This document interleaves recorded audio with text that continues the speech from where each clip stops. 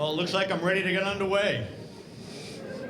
I'm going to call to order the deliberative session of Timberlane Regional School District at 7:45. Jim Garrity, if you could lead us in the Pledge of Allegiance. The flag would be located over here.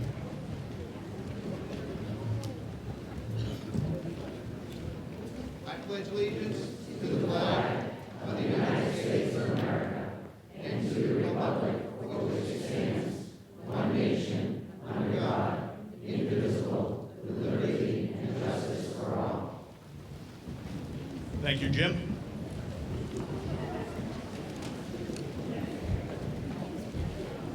My name is Steve Ranlett. I am the moderator for the Timberlane Regional School District.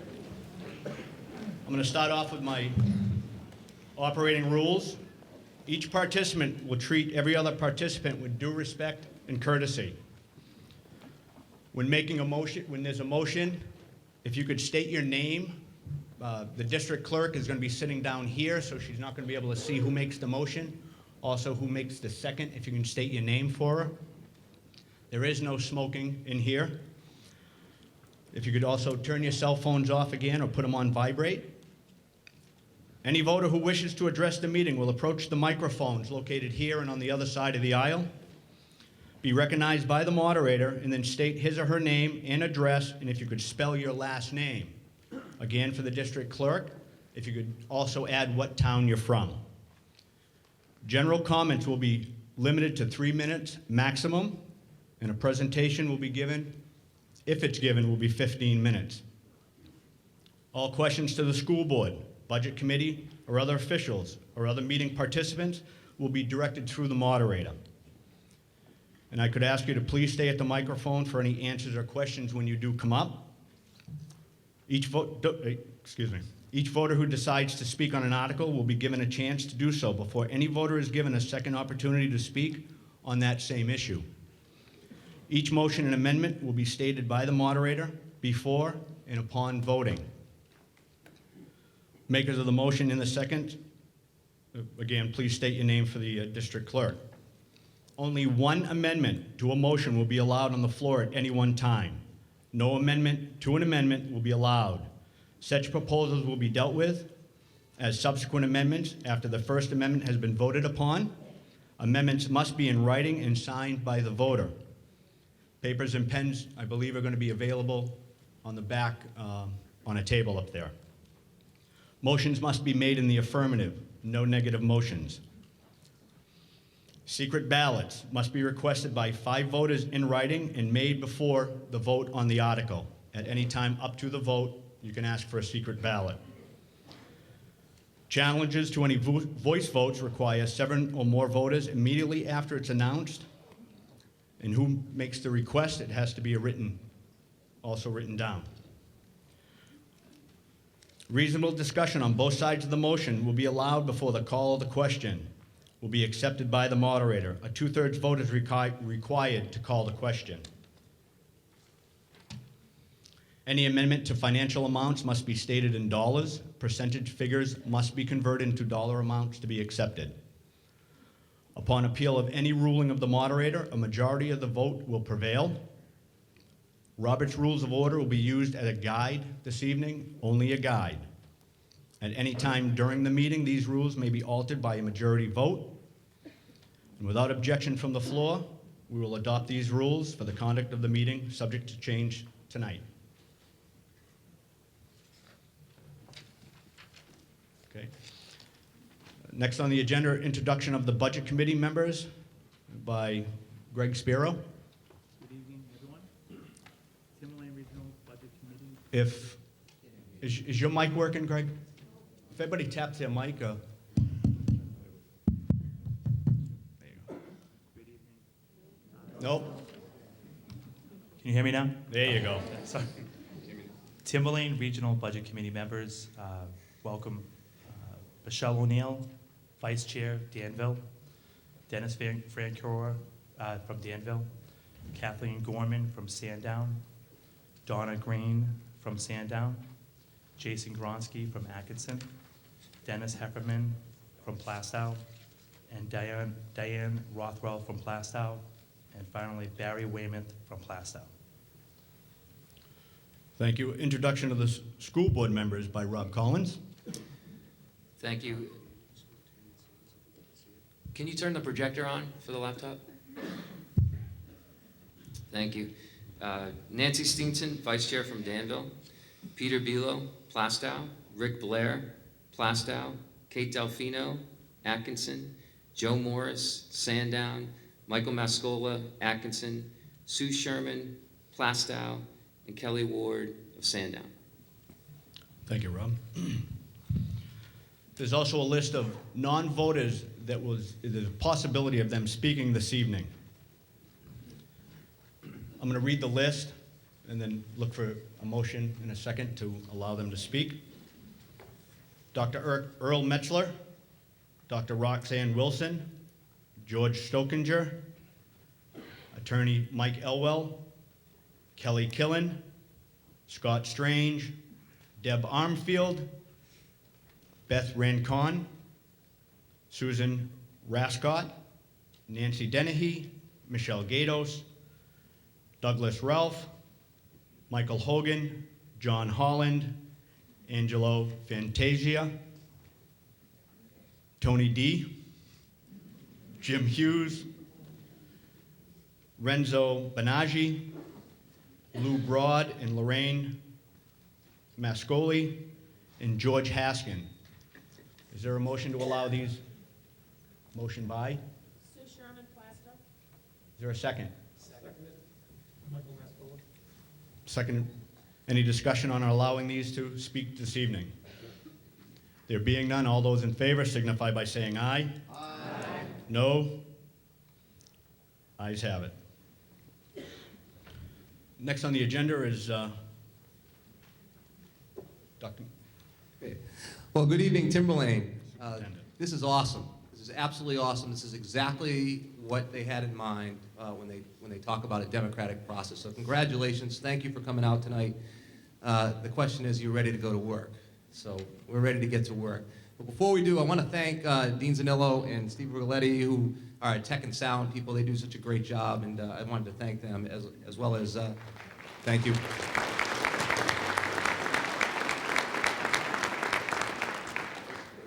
So if you will, just a couple of quick stories. Again, it's been an interesting year and a half. Had many people visit. Many people have visited recently about the budget. A couple of quick stories to come in mind. I met a woman from Sandown. I don't want to embarrass her if she's here. An immigrant from another country who came here with absolutely nothing and went to school and worked and worked and worked and then raised two beautiful children that went to great schools that are graduates of Timberlane. This woman is so generous that she pays for oil for other people and has helped at the church and other places. That's a Timberlane story, a Timberlane success story, and I was very, I enjoyed and was with her for about an hour and a half, and it was really time well spent. I had another family come in, and I was spending some time trying to help them out with some special requests, and they said, you know, you're too busy, you need to spend time and focus on all the kids, not just our kid. Again, just another Timberlane story about how great the people are when they said, you know, don't worry about us, worry about everybody else.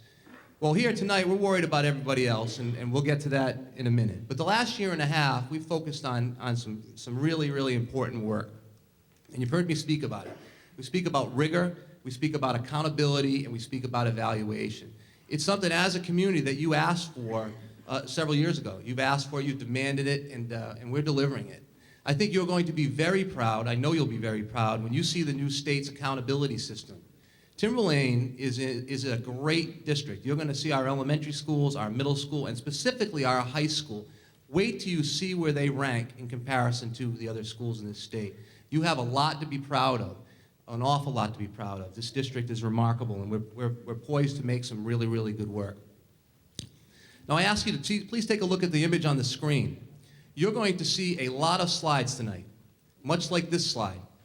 And you can look at it, and you can see the beautiful young woman, or you can look at it, and it's called the old nag. It's not my words, the old nag. So, and that's what's going to happen. You're going to see a lot of slides, some of our slides, maybe other people's slides, other people's positions. And I say, just please keep an open mind. Keep an open mind and try to look at things from both sides. I mean, that's what I try to do as we go through our work. And tonight, specifically about the budget, that's why most of you are here. And we know that a lot of this is near and dear to your hearts, and certainly we have quite a charge in front of us to provide you the absolute best district, and at the same token, keep the taxpayer in mind and try to be respectful and do the best job we can. So how do we do that? Well, when you look at it, really in my position, there's politics and pedagogy. So there are a lot of great things that we need to do in our classroom, and then there are some political pieces. And so the pedagogy really goes along with, are we doing the very best job we can to provide our children, your children, my children, with the absolute best education, and at the same time, making sure that it's affordable to live here. And so it's challenging. It's very challenging. And I don't know how many of you know the process, but we have a budget committee and a school board. And they have very, very different jobs. The budget committee, pretty much to keep it very simple, they just decide, bottom line, how much money the school board can have, and through my recommendations. And the school board decides how to spend it. So they have very, very different roles. And so this past fall, we spent time visiting our Board of Selectmen, and I made promise that we would budget for everything we need, and then we would continue to work our way back until we got to a number that everybody was comfortable with.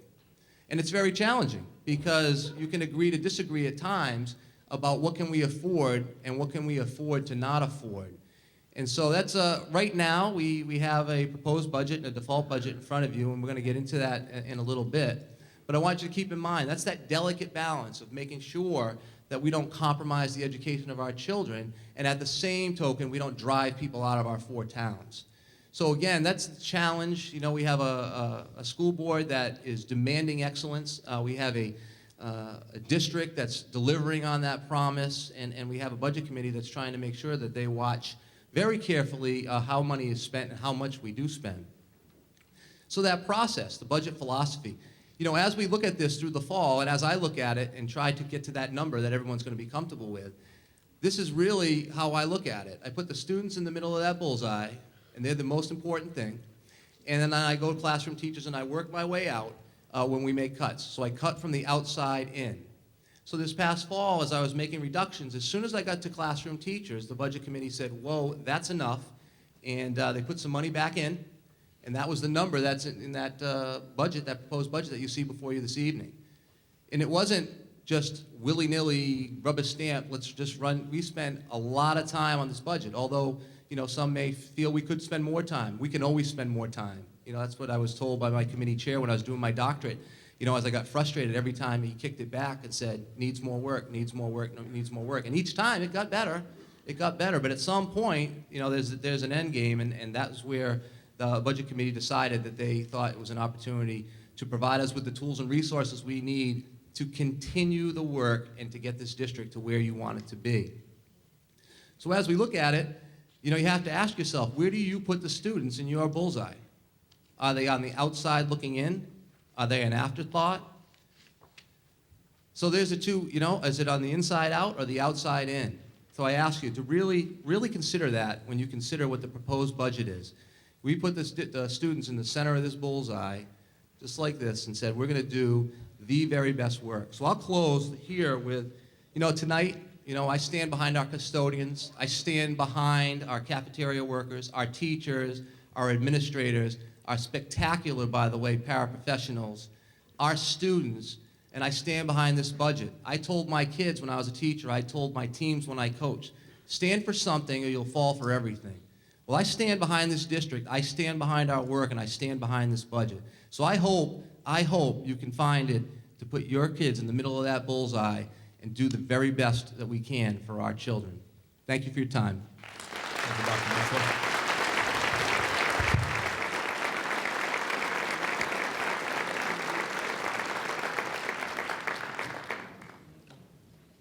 Opening statement by Rob Collins. Thank you, Mr. Moderator. Thank you, Dr. Metzler. Just want to take a minute to thank our Director of Technology, John Holland, and Mr. Stokinger, our Business Administrator, for reviewing and vetting the slides that I have for accuracy and presentability. Wait 1 second. I'd also like to thank the Budget Committee for all the work that they've done, and also the school board for all the work that that we've been through in the last year. Thank you very much. So the focus of my, what I'm going to speak to tonight is Timberlane and academic excellence. It's the charge of the governance team being the school board and Dr. Metzler, the superintendent, as well as his cabinet of people. It's evident in our goals. It's the first goal that we have as a school board, and it's also evident in the superintendent's goals. It's number one. When Dr. Metzler first came to Timberlane, he studied our district a great deal, and the result of that was his entry report. It's a 29-page document. I'm sure you could get one at the SAU if you wanted to, or you can get it offline, but it's essentially all the details of Timberlane, what we do well and what we need to do better. And the focus of it was climate and communication, RTI work groups, assessment and data, facilities and grounds, and high school planning. Since he reported to the school board with the entry report, we've made a lot of progress. For the first time, we have district action plans, school action plans, instructional rounds, restructuring of the administration at the high school, return of high school midterms and finals, comprehensive analysis of our AP courses and a path to better results, return of a grading system that makes sense to parents at the middle school and students, more autonomy and increased accountability of administrators and teachers, the first college fair at Timberlane in recent history with over 100 colleges and universities in attendance. Great success. Increasingly more dual high school college credit classes available, improvement of school culture and learning environments, and NECAP results.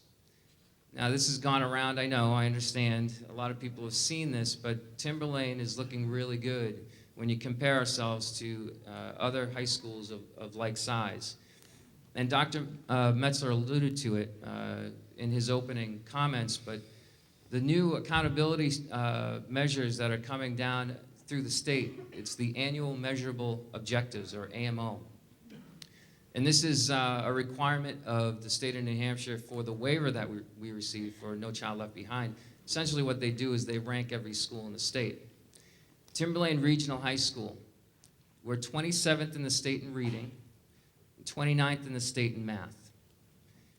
We're a top 30 school, and we're only just beginning to improve them.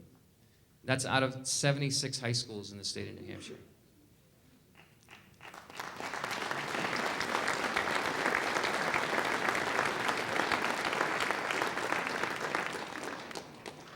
Our future, where we're headed from here. Full-day Renaissance kindergarten, it's tuition-based, pays for itself. It's a full curriculum, art, music, and Spanish will be offered to the kindergartners. Results of the superintendent leadership team instructional rounds we'll be looking forward to. The STAR assessment is something we'll start next year. The athletic department has an academic excellence plan, fine-tuning of our ITR program, a full review of the teacher evaluation process, required summer work for all students, enhancement of the evening division, enhancements of SAT prep courses, and last but not least, the New Hampshire Scholars Award. 88 seniors last year received this award from the state. Right now we're on track for 140.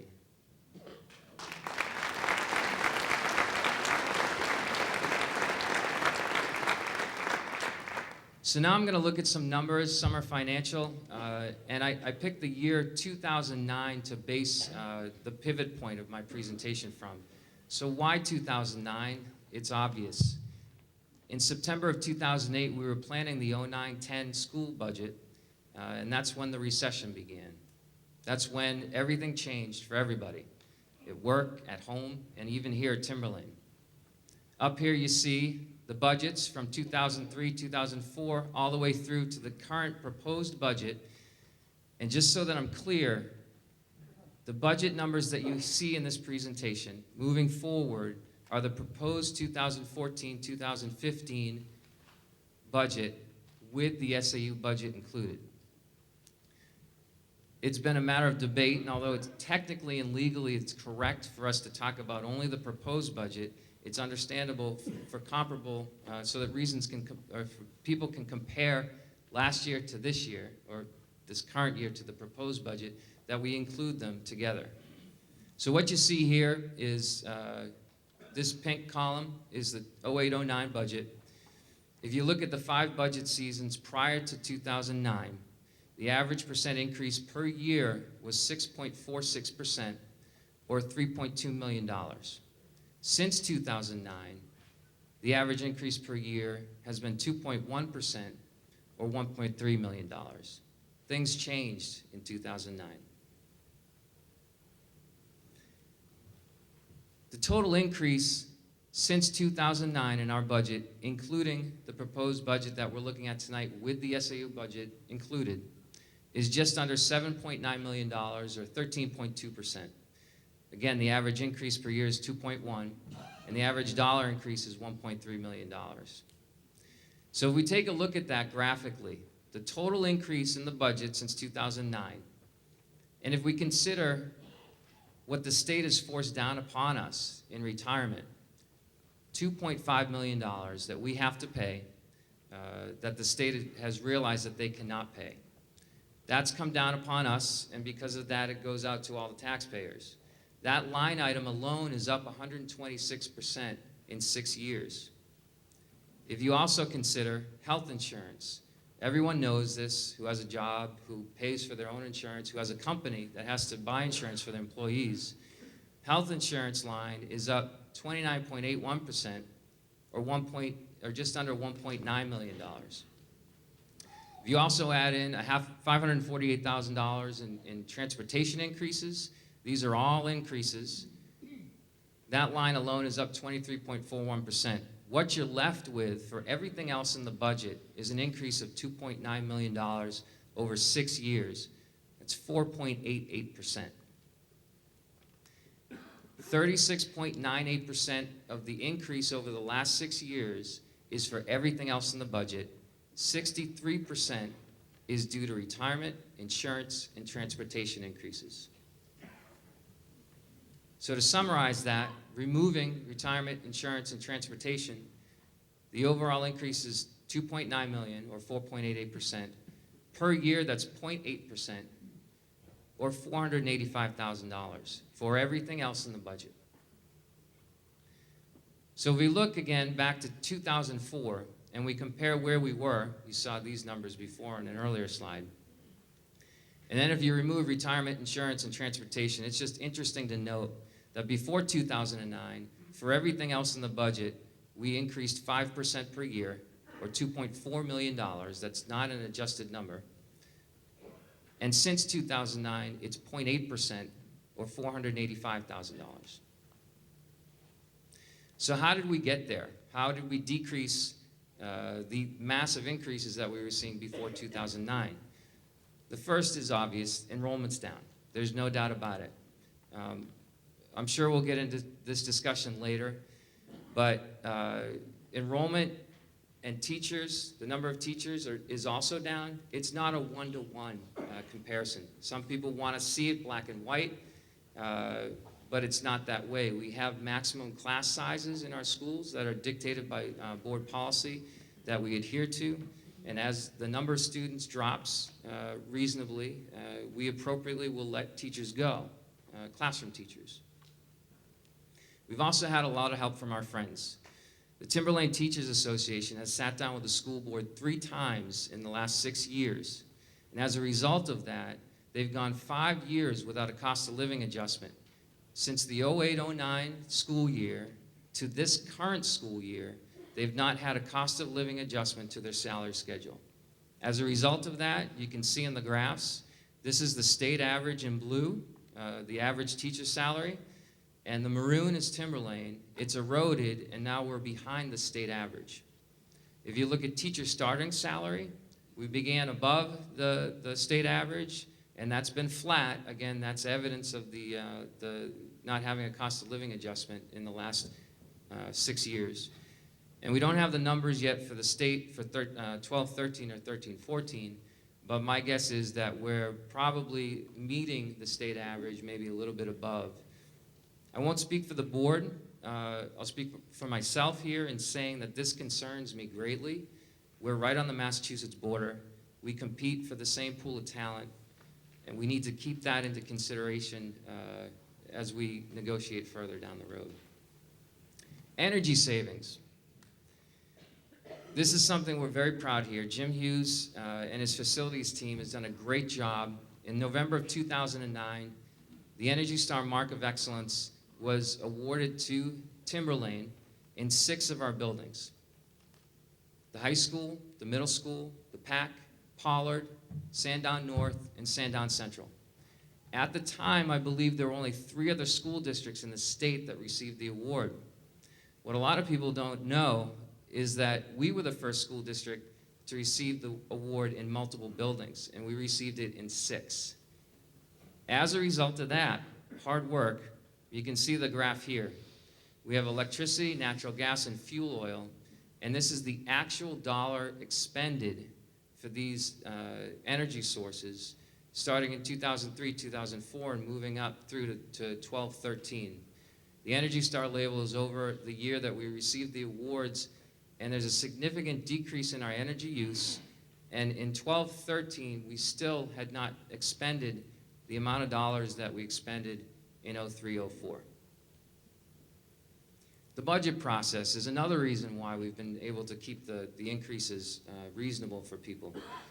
This year alone, the Budget Committee met 10 times over 25 hours. There were 5 drafts of the budgets. You can see them here. We got to draft 4, and the Budget Committee said, stop. Dr. Metzler spoke to that. Let's put some back.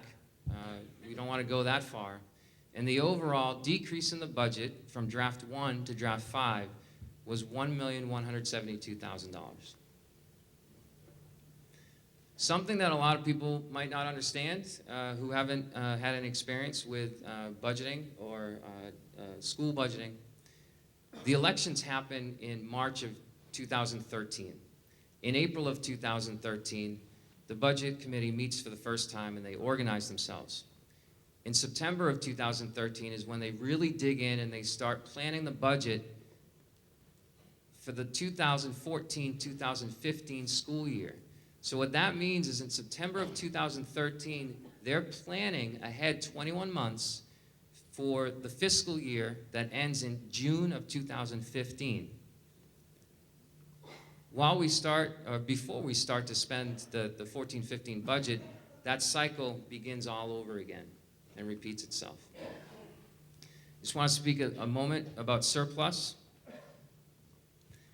Again, budgeting begins approximately 21 months before the fiscal year being budgeted ends, 2013 to June of 2015.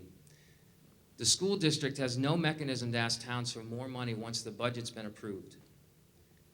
The school district cannot exceed the approved budget. If we run out of money, we close. Despite beginning the process 21 months before the end of the fiscal year, the Budget Committee and Mr. Stokinger predict all expenditures within about 2 to 3% every single year. If you think about trying to plan what you're going to spend on gasoline or groceries, electricity, 2 years, almost 2 years before you have to do it, and getting it within about 3%, it's a very impressive feat. So I'd like to thank the Budget Committee and Mr. Stokinger for that.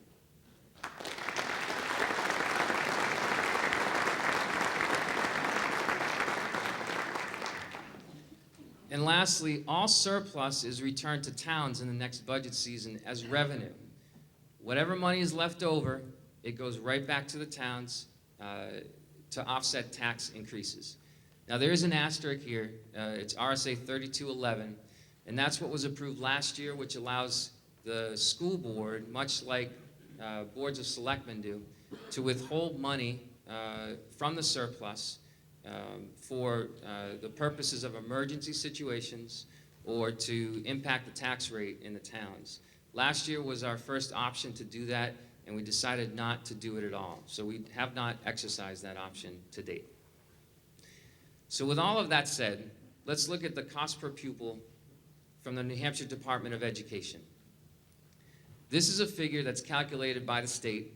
It's a long spreadsheet. They remove certain items, and they do it that way so that every school district in the state can be compared to each other.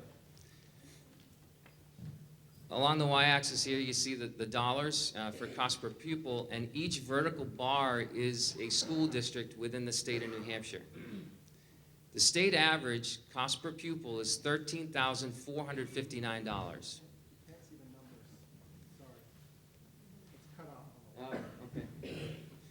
Well, you'll see him up here. Thank you. Timberlane has consistently come in below the state average in the 6 years that I've been on the board, and we've been consistently in the bottom third of all school districts. We're at $13,329. So this is our mission. This is what guides us. This is what keeps the students at the center of our bullseye. Dr. Metzler came to this district 17 months ago, and we were very fortunate for that. We hired him because of his expertise in education, his proven history in moving schools in a positive direction, and because of the caring he has for the community that he lives and works in.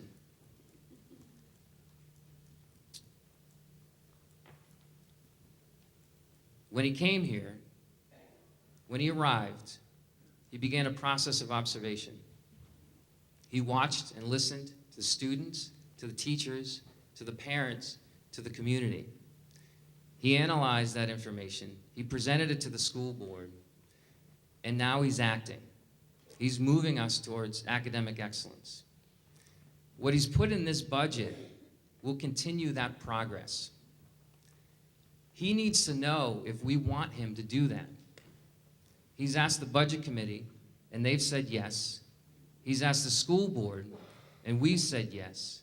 And now he's waiting to hear from all of you. Thank you for your time.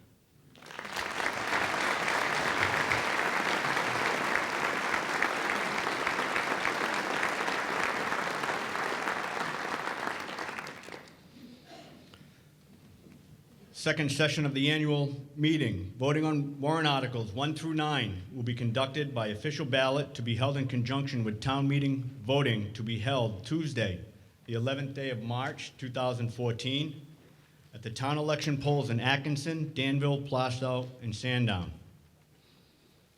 And on that day, with Article 1, you'll be choosing the following district officers. Atkinson and Danville voters will have 1 school board member apiece. Plastow, 2 school board members, and Sandown, 1 school board member. Atkinson voters for budget committee, Danville voters for a budget committee member, and Plastow will have 2 budget committee members. Moving on to Article 2. Article 2, the operating budget. Shall the voters of the Timberlane Regional School District raise and appropriate as an operating budget, not including appropriations by special warrant articles and other appropriations voted separately, the amount sent forth on the budget posted with the warrant or as amended by the vote of the first session, for the purposes set forth therein totaling $66,452,054. Should this article be defeated, the operating budget shall be $65,974,014, which is the same as last year, with certain adjustments required by previous action of the Timberlane Regional School District or by law. Or the governing body may hold 1 special meeting in accordance with RSA 40:13, 10, and 16 to take up the issue of a revised operating budget only. Note, warrant Article 2, the operating budget, does not include appropriations proposed under any other warrant article. A majority vote is required. Is there a motion to place the operating budget on the floor for debate? I'll make a motion. Name. Dennis Heffernan, Plastow. Motion made. Is there a second? Just speak up and state your name. Motion's been made and seconded. It's on the floor. Mr. Moderator, my name is Arthur Green, 3 Cranberry Manor Road, Sandown. I'd like to move an amendment to warrant Article 2. I move that warrant Article 2 be amended by Okay. striking. Mr. Green, why don't you hold on 1 minute? What I'm going to do is I'm going to put it on the floor, and I believe we have a presentation. Then you can make your amendment to the... I don't mind doing that. I believe the presentation is speaking to my amendment, but I'll follow your process. however you Right, like. we've done that every year. All the deliberative sessions I've been to, what we do is we put it on the floor. The school board will present the budget, and then I'll entertain amendments once they're done their presentation. I will put it to the floor. Okay? Very good, sir. Thank you. Thank you. Speaking on Article number 2 would be George Stokinger. Thank you, Mr. Moderator. I would just like to cover some points on the budget, excuse me, beginning with the process and then going through some of the numbers. You can follow along with this. Hopefully, we had enough copies for you in the handout. Much of it is in the handout. As Mr. Collins referenced, the process begins very early. As soon as school gets back in session in September, the building administrators and department directors begin working on the following year's budget. In September, those folks start reviewing their needs, looking forward to that next year. They do that through the month of September. In early October, they make presentations to the school board and budget committee. At the same time, we at the district office are putting together district costs, and some of those are things such as the bus transportation, guaranteed maximum rates for our health insurance and other insurances that come in through the month of October. Our goal is by the end of October, 1st of November, to have a consolidated budget to present to the budget committee and the school board. Then through November and December, questions are asked, there's some debates, adjustments are made, and then January and February, here we are in public meetings and public deliberation, and next month in March, you'll vote on the budget. That's an overview of the process. This current year's budget is just over $65 million. When we consolidated all the requests for the 14-15 budget, we found an increase of $2.6 million, or 4%. Nobody was particularly happy with that. So through the process, and again, you'll see those steps that Dr. Metzler and Mr. Collins referenced. You'll actually see those steps that were taken in your handout. And $1,172,000 was cut from the 2.6. So we end up presenting to you a budget that's $1.4 million over the current year budget. So a 14-15 budget of $66,452,054 is what's presented to you. Again, a recap of that, the $66 million over the 65 of this year is the $1.4 million. As Mr. Collins referenced, I believe, that does not include the SAU operating budget. As a petition warrant article last March, that was separated out. That will be the next warrant Article 3 that we discuss. But the operating budget, as we present to you tonight, is the $66,452,000. And it was recommended by both the school board and the budget committee. This is a historical trend. And again, you can see the average 2% increase. This covers 5 years that Mr. Collins referenced. Some of the increases and decreases in the 14-15 budget are shown here. Certainly, we're in the people business. It's our, as Dr. Metzler referenced, it's our staff that does the work and takes care of all our students. Salaries are up, and related costs are up. Insurance, Mr. Collins spoke to that. Retirement and FICA are up. Some other things, transportation is up. Equipment is up. We're infusing technology throughout all the curriculum. Professional services is up. Books and information services, again, the modern teaching and using all sorts of different online resources and technology-based information. Tuition is up. This is both vocational and out-of-district special education. Facilities projects, building leases, and general repairs is up. And we have other miscellaneous items that are up $84,000. Some decreases that are in the budget. Again, the SAU, we've referenced that. That's a separate warrant article. The next warrant article we'll speak to. In this current year budget, it's in there as $1,028,000. It's not in the 14-15 budget. Similarly, the capital reserve is an annual warrant article that the voters get to vote on. We're slowly paying off our bond, so the bond interest keeps going down every year, and the supplies account is also down. So we're down $1.3 million. You saw, I think it was 2.7 in the previous slide. That nets out to our $1.4 million increase that I referenced. This is just a graphical display of that, of our increases and our decreases. Changes by major category, again, salaries and benefits is the business we're in. Salaries are up, insurance, retirement, FICA. We kind of spoke to that previously.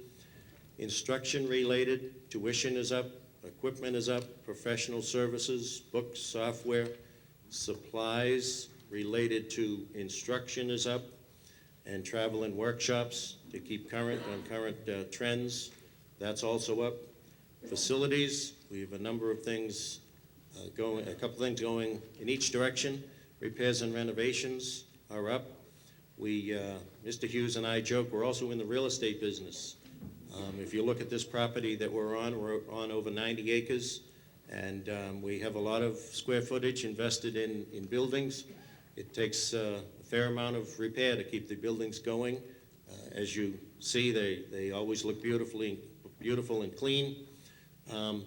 Facilities supplies is down $120,000. Again, the bond interest is down, and our building leases, we replaced the modulars behind the high school over the summer, so we're on a 5-year lease for those modulars. So that puts the facilities department budget down overall. Some other items, the transportation contracts, transportation services is up, SAU comes out, capital reserve comes out, and some other miscellaneous things are up a fairly small amount overall. As you know, in the warrant article that the moderator read, you have the option of the default budget. So the recommended budget is the $66,452. The default budget is $65,978 for a difference of $478,000. So the recommended budget is up 0.7% over the default budget. This is the state law defining the default budget. It's fairly simple. You take the current year budget, take out one-time items. For instance, this year we bought a maintenance van. We took a maintenance man out of his own vehicle. We were paying him mileage. He wasn't very efficient as far as carrying supplies or tools in his own vehicle. He's in a van, much more efficient. He can stock parts, carry tools. So we felt that was a good investment, but that's an example of a one-time item that comes out from the 14 budget. As we build the 15 budget, then we add in contractual and legal obligations, and that's what creates our the default budget. Again, that's this is the legal language that defines that. Expected tax rates, these are estimated tax rates based on what we know now. Tax rates are fairly involved, but you can see the distribution, and it does vary by town. The majority of the budget is allocated by the enrollment, the students that the towns send us. So some towns are down, some towns are modest, some towns are up more than others. And there's a reference there to what the recommended budget would provide and the default budget. Cost per pupil was referenced by these gentlemen earlier. We are slightly below the state average. 45 districts spend less, but 115 districts spend more. And as was referenced, being on the mass border, that's pretty good. That's all I have, Mr. Moderator. Thank you. I'll open it up to the floor.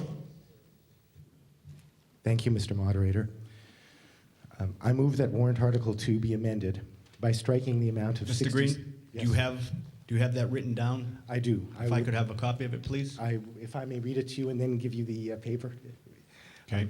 I move the warrant Article 2 be amended by striking the amount of $66,452,054 and replacing it with the amount of $64 million. I have the amended article in writing for you, and if you would like me to, if you require, I can read it in full with the $64 million, or I can give it to you as is. Why don't you give it to me, because I'm going to have to read it anyways.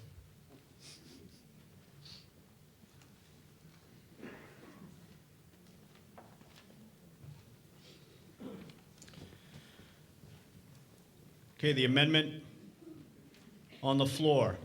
Shall voters of the Timberlane Regional School District raise and appropriate an operating budget not including appropriations by special warrant articles and other appropriations voted separately, the amount set forth on the budget posted with the warrant or as amended by the vote of the first session for the purposes set forth herein, totaling $64 million. Should this article be defeated, operating budget shall be $65,974,014, which is the same as last year, with certain adjustments required by previous action of the Timberlane Regional School District or by law. Or the governing body may hold one special meeting in accordance with RSA 613, 10, and 16 to take up the issue of a revised operating budget only. Note, warrant Article 2, the operating budget, does not include appropriations proposed under any other warrant article. Majority vote is required. That's the motion been made. Is there a second? State your name, please. Okay, motion's been made and seconded. Is there a presentation or a? Thank you. If I could yield to the presentation, please. Yep.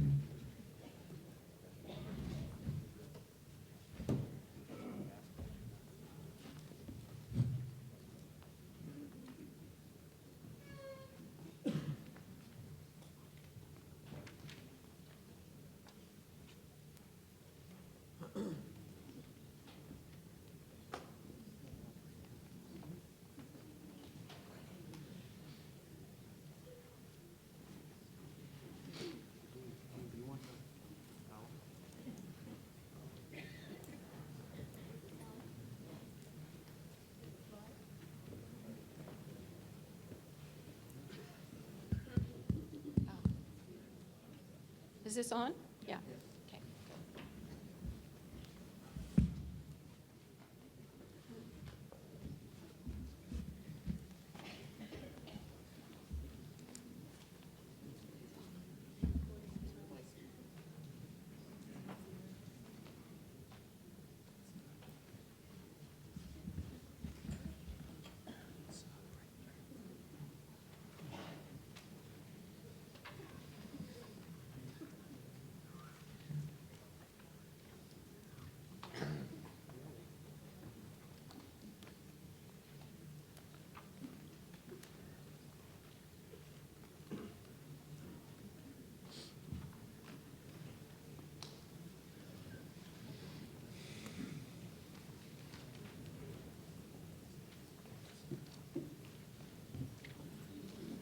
My name is Donna Green, 3 Cranberry Meadow Road, Sandown. I'm speaking as a representative of Sandown on the Budget Committee, but not for the Budget Committee.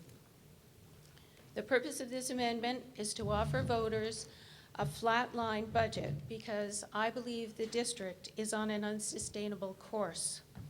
$64 million is actually what the district is running on right now, with nearly a $2 million projected surplus. Now, I know this number may sound radical to a number of people who have come here alarmed that this amendment, should it succeed, will harm education, and that those of us supporting a flatline budget are short-sighted and selfishly interested only in our taxes. I want to address that fear right now. Every aspect of my life and my children's lives have been touched by the power of education. No one understands the liberation of public education better than I do. And no sensible person wants education to fail or be starved of resources. When it comes right down to it, our personal safety depends on young people having promising futures, and our property values depend on the school district being attractive to young families. Nothing I propose here will reverse the notable advances Dr. Metzler has made since he arrived. Mr. Collins listed many of them for us, and I'd actually like to add a few more of my own. Dr. Metzler instituted merit raises for the SAU staff, and he also started the Blizzard Bag program. All of these accomplishments that were listed by Mr. Collins, as well as my own above, are genuinely laudable accomplishments of good leadership. But not one of these required a significant amount of money. Our schools have plenty of money. What they need is sound leadership, which I believe Dr. Metzler is fully able to provide, but he needs our direction. Enrollment is plummeting while the district's budget is exploding. It is up 4% this year, not 2.2%, and I hope I'll get a question to that effect shortly. So here is enrollment since 2007. You can see that enrollment peaked in 2008 with the introduction of part-time kindergarten. To 2015 projections, it is down 809 students, or 17%. So how has the budget tracked this steep decline in enrollment? The red line is the budget, the green line is what was actually spent, and the blue bars are enrollment. The budget is up 18% since our enrollment peak in 2008, and enrollment is down 17%. If you look at what was actually expended in 2008, the proposed 2015 budget is actually up 20%. And this is how most of us calculate our own household cost increases. We take what we spent compared to what we budgeted, and at the school district, that is a 20% increase. Notice that the expenditure line, the green line, is consistently below the budget line by a steady margin. This is because the district each year runs on about $2 million less than budgeted. The enrollment drop, though, becomes even more alarming when you look into the future. This is enrollment by grade right now. The enrollment gets smaller. Each year you go back from 12th grade. This means that high school enrollment will decline each year as the younger classes advance. This year, the high school has 1,343 students. Knowing the enrollment numbers in earlier grades right now, we can forecast that in 2021, high school enrollment will be about 1,056 students, a decline of 22% in 6 years, and we are still adding staff. Now you're saying to yourself, surely the district must be doing something to manage this demographic inevitability. So here's the staffing picture. The red line shows overall positions in the district. The green line shows teaching positions. These are the numbers, by the way, as published in each year's annual report, although the final year is the administration's projections underlying the proposed budget. So you can see that staffing has hardly changed. In fact, in the current year and the proposed budget year, staffing is increasing despite the drop in enrollment. Now, part of this is due to 5 new hires for a proposed full-time kindergarten program, which I'm hoping my counterpart on the Budget Committee, Kathy Gorman, will speak to later. Just so you know, the Budget Committee did not have this staffing information when they voted in December to recommend this budget, and I honestly don't know if it would have made a difference to them. So let me tell you what other districts do when confronted with falling student numbers. In this case, Londonderry. This is from a November 29th article in the Union Leader, and I quote, "Superintendent Nathan Greenberg said the elimination of 6 certified teaching positions would save the district $413,528 in fiscal year 2015. Proposed cuts include several teachers at the middle and high school. Greenberg said that the reductions are in keeping with the recent trends. Since 2006, the district has removed an average of 1 position for every 17 student drop in enrollment, as well as reducing the number of non-certified positions such as teacher assistants and clerical staff. Those positions have been reduced on average of 1 position for every 13 student drop in enrollment. That's the end of the quote.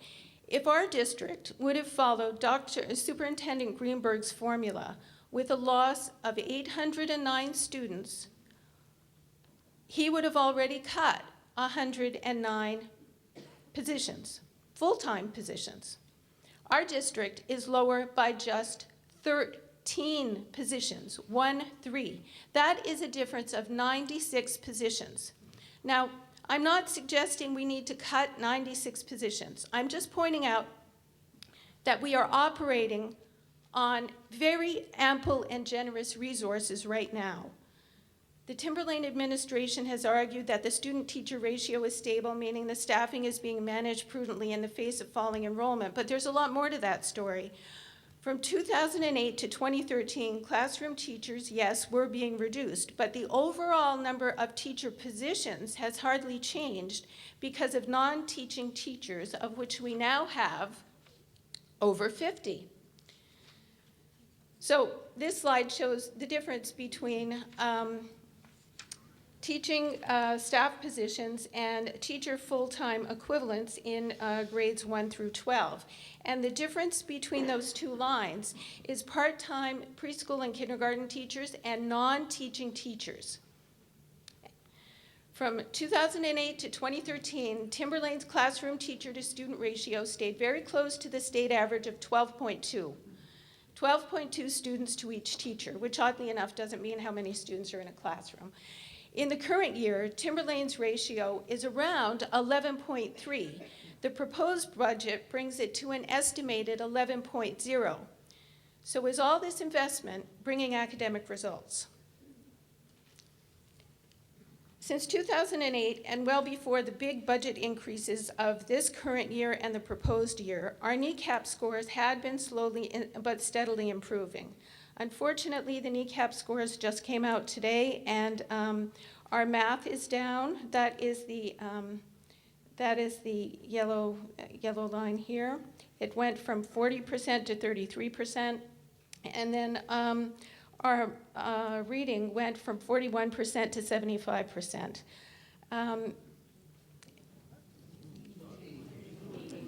I'm sorry, 81 to 75?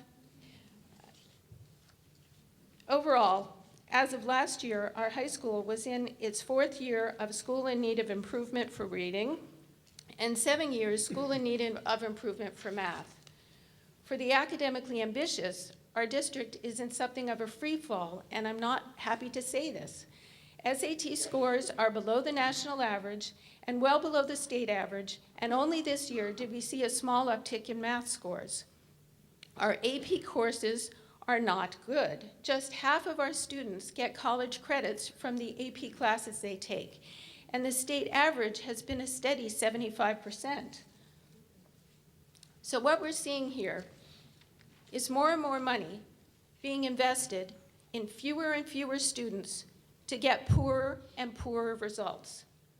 And just in case you still have some doubt about the adequacy of our school funding, let me show you this. With the budget increases that we've had this current year and in the proposed budget year, Timberlane's student per pupil cost is going to be more than $14,000. Now, this is by my estimate because Department of Education doesn't do per pupil costs so far in advance, but I'm willing to defend that. And it's up 35% since 2008. Pinkerton, their tuition for a high school student next year is going to be $10,660. So Timberlane's per pupil cost, of course, I said is estimated, but in 2012-2013, we were shown that the per pupil cost was $13,329, which was below the state average. But even still, that was last academic year, and in the future academic year, Pinkerton is going to be at $10,666. That's $2,600 more per student than Pinkerton is spending next year. And yes, Pinkerton does give their students a retirement fund. And as for student-teacher ratio, there's no ideal number. In 2013, when ours was 12.1, other respected districts were 11.9 for Exeter, 12.8 for Londonderry, 15.6 for the Academy of Science and Design Charter School, Pinkerton's 13.3. So clearly, ours is not a problem of resources. It's a problem of management. Our new manager, Dr. Metzler, is a smart and conscientious man. If we tell him we expect him to do better with what we have already given him, with an 11.3 student ratio, better than the historical state average, he'll do it. But he needs to hear it from us. The school board has enabled poor management for decades. You can't count on them. But what about these terrible cost drivers we've just heard about? Hold on, So- please. So we've heard about all these uncontrollable cost drivers, the salaries and the benefits going up $1.9 million this year. Let me remind you that this is very much a self-imposed problem. Before Dr. Metzler arrived, the expected 3 years teacher's contract brought a salary increase of in the neighborhood of $1 million. The teacher's contract negotiated last year saw a projected $1.8 million increase in teacher salaries over 3 years. Benefits add about another 40 cents on each dollar to that. These cost drivers need to be managed by control of the total number of employees, something that has not been done or adequately addressed in the past. And it won't be unless you, the taxpayer, assert your authority. Will this hurt education? It will be the salvation of education. When institutions grow beyond the ability of people to pay, one of two things happens. Either the institution collapses or the people become impoverished. We need to save our district from itself. Now, how did I arrive at $64 million? This current year is approximately $65 million. If you subtract the cost of the SAU for this current year, you get approximately $64 million. So that's why I've rounded it to $64 million. It's a flat line budget. Donna, are you, So- Mrs. Green? Yes. Are you going to be wrapping up soon? I will. I It's have been one more 15 minute. minutes. So we have $2.5 million of increase this year that I have to find a way to cut. And what I wanted to propose is this. I've proposed the elimination of 23 full-time equivalents, keeping the student-teacher ratio as this current year at an estimated 11.3, and therefore with no classroom impact. I'm not suggesting that Dr. Metzler cut these things I'm recommending. I'm not trying to manage. I'm only trying to show that even sizable cuts do not and should not affect the classroom. If this sounds, and by the way, I can defend these cuts as well by historical over-budgeting. All of these categories were underspent in the past. If this sounds extreme to you— Mrs. Green, you're going to have to end it there. It has been 16 minutes. And then, Okay, thank you. thank you. I do have the timer going. Thank you. So in the interest of moving progress here, is there anybody from the district that wants to respond to that before I go to the comment? Mr. Stokinger? Well, I'd like to point out a couple things. Mrs. Green made reference to a $2 million surplus. If people have the handout and you go to the revenue page, in the upper right-hand corner of the revenue page, the very first number is the surplus from 14 that is revenue to 15. That's $1.9 million. Of the $1.9 million, $950,000 of that is unanticipated revenue, and the other $950,000 is unspent expenses that I'm anticipating for this year. So of the $65 million budget, I'm anticipating we won't spend $950.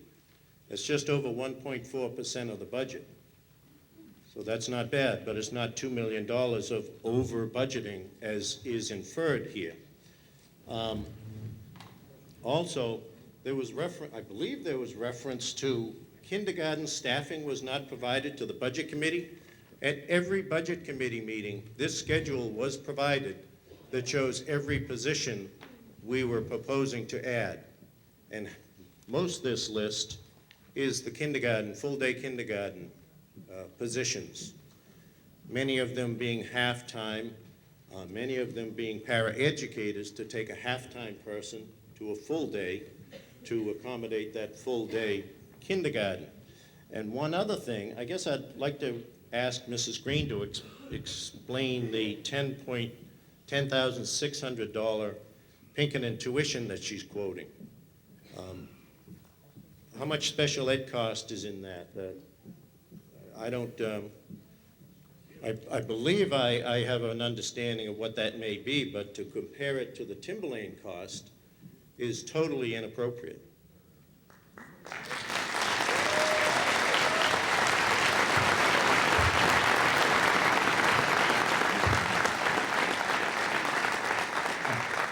Put it back on the floor, sir. State your name and what town you're from. Thank you.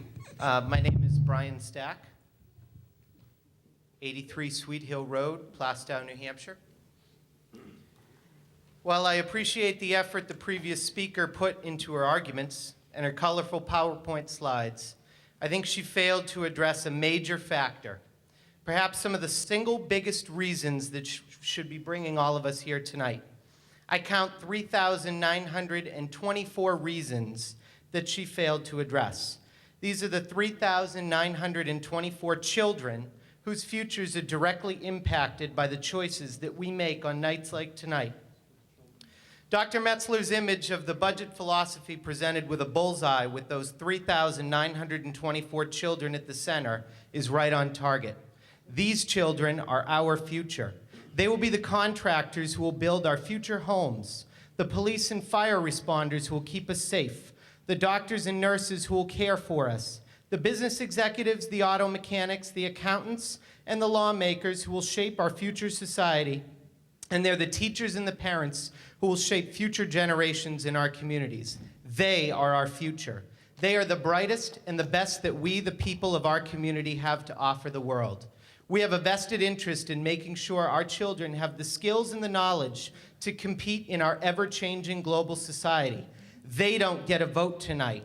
We are their voice. We know what's best for them. Tonight, we are here to make sure they have every opportunity to be the best that they can be. The speaker's remarks before me missed the point. She addressed concerns that aren't appropriate for this forum, for this time, and for this audience. She's frustrated over the ever-increasing burden that society has placed on our public schools. She's frustrated with the ever-decreasing federal and state aid that our schools receive to meet the burdens that are placed on them. Her frustrations have some validity, but now is not the time nor the place to bring them out. She'd be better served to take those to our lawmakers in Concord who can help.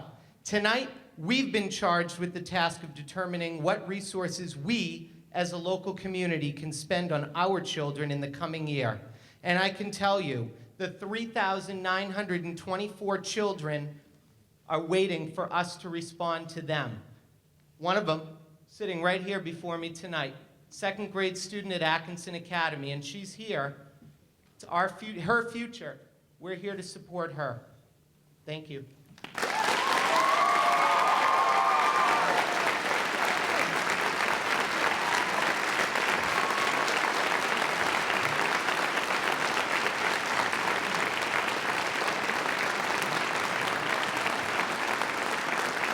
Okay, we'll take the next speaker, please. Louise Pajak, 17 Hawkwood Road, Sandown. I feel rather prosaic after Brian's impassioned speech, but I do want to make one point. You can't compare Pinkerton to Timberlane. Pinkerton has a private endowment. Pinkerton has no special ed, and Pinkerton doesn't have New Hampshire retirement system. They have TAIA craft.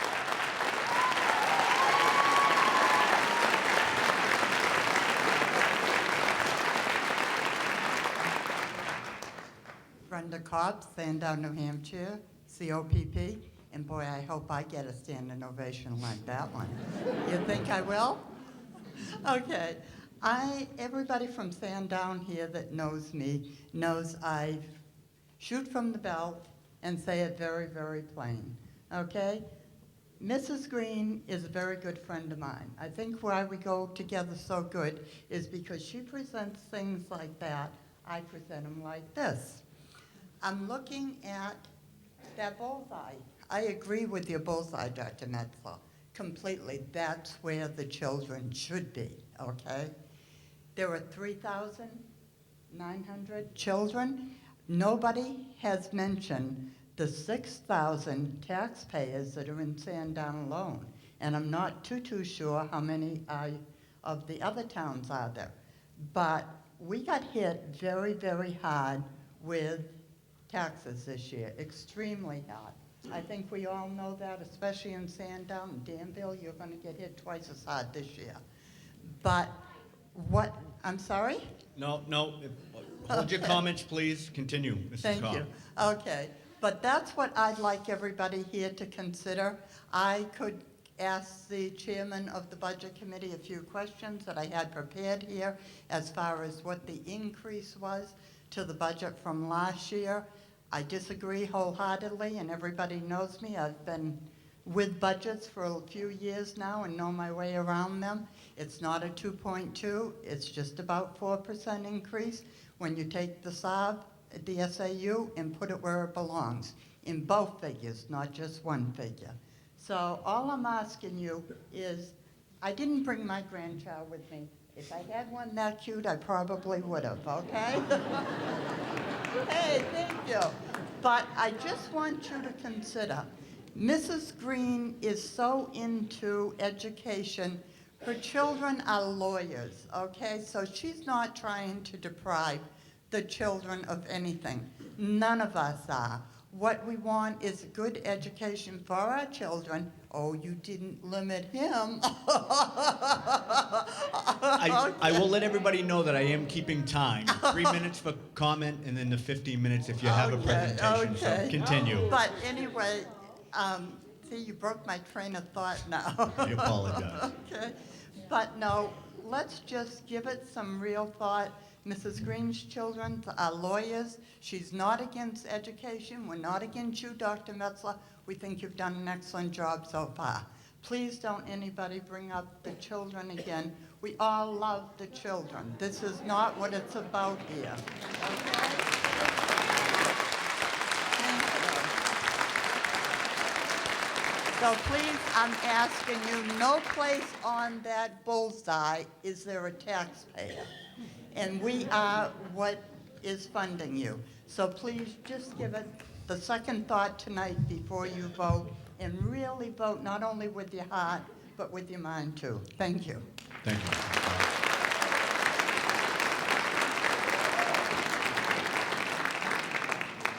Jack Sapia, 5 Crystal Hill Road, Atkinson, New Hampshire. In Mrs. Green's presentation, nowhere did I hear how she planned on enhancing the education of our children. I heard a lot about tax cuts, but I didn't hear one single time how she planned on making the education more enhanced and getting our children prepared for their future. First of all, I'd like to thank you, Mr. Moderator, because that is not an easy job. I'd like to thank the school board. I think you guys are a great board. You do a fantastic job. Budget committee for all your time and energy. I've sat on the budget committee, a former selectman, and Dr. Metzler, I'd just like to say, regardless of which side of this debate you sit on tonight, we are very blessed to have that gentleman sitting in that chair.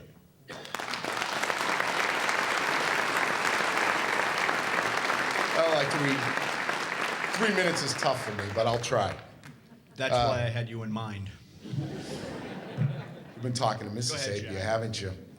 The work of the Budget Committee is to adequately fund.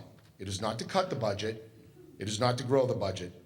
It is not to provide the bare minimum budget, but it is to provide adequate funding for the education of our students. It should look into ways to enhance programs and those elements that support it. It is to support the growth and education of our children as smartly and as efficiently as possible. Adequate funding needs to be competitive. Our students are in the dogfight of their lives, and that budget should reflect our support of that fight. That can be done in a number of different ways. We can support it by investing in the processes and the infrastructure that will reduce costs to the taxpayers while at the same time improving the quality and safety for our most valued possessions. The guiding principle when setting forth a budget should be what is in the best interest of our children. None of us like to pay need a new pair of glasses. None of us like to pay taxes. I hate to pay taxes. But Ronald Reagan understood dealing from a position of strength carries the day. And short-term investments provide that strength and have long-term savings. I submit to you, Mr. Moderator, we are obligated to put our students in that position of strength. After serving publicly at many different levels, the reality is we all have expectations of service. And we have certain expectations of the level of that service. Those services cost money. This is a shared expectation amongst us all, and therefore we should share in the responsibility. I would hope that the budget that is put forth tonight from the voters is an enhancement of our students' education and is based on what gets them into the college of their choice or promotes them into their career objectives. Although we may differ on our definition of what is adequate, there are certain facts that cannot be denied. Academics, sports, the arts, and community involvement are all contributors to a well-rounded education. For instance, take team sports. It is a Mr. well-known... Sapia, gonna have to cut you off. We're going on 4 minutes now. This is, if you want to come back up, if you can add to it with something new, you're more than welcome to. Mr. Green. Mr. Moderator, thank you. I'd like to talk for a moment about things that we haven't heard. So, for example, there were a couple of people came up with prepared remarks and referred to things like Mrs. Green complaining about taxes. Actually, I don't remember anything about taxes in Mrs. Green's presentation, and I've heard that presentation more than once. There was somebody talking about frustration and anger. I think that person must have prepared his remarks in advance and didn't actually listen to what was being said. But let's talk about some other things that weren't heard.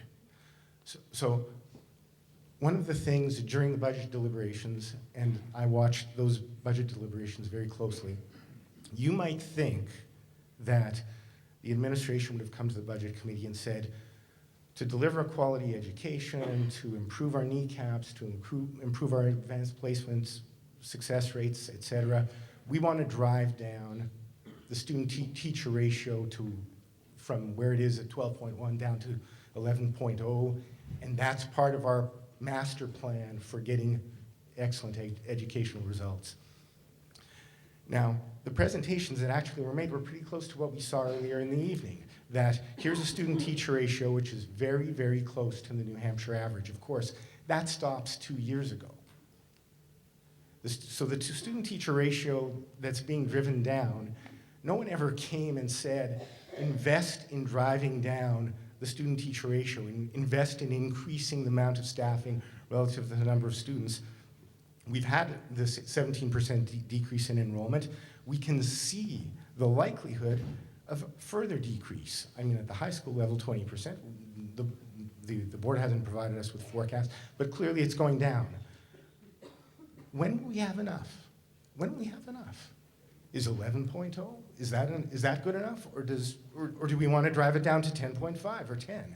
Do you know that the difference between the 11.0 student-teacher ratio and the 11.3 ratio which we are enjoying this year, that's equivalent to 9 full-time staff. So these small differences make a big difference. And 9 full-time staff, it's not just the salary costs, it's not just their step increases and, never mind cost of living increases. It is not just their health insurance, it's all that goes with it. So we have a right to know if we're investing more, what's the master plan? What's enough?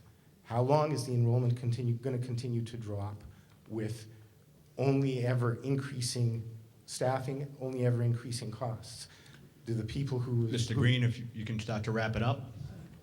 Okay, do the people who have spoken in defense of this budget recognize any limits at all in the resources that the district ought to have? Thank you, Mr. Green.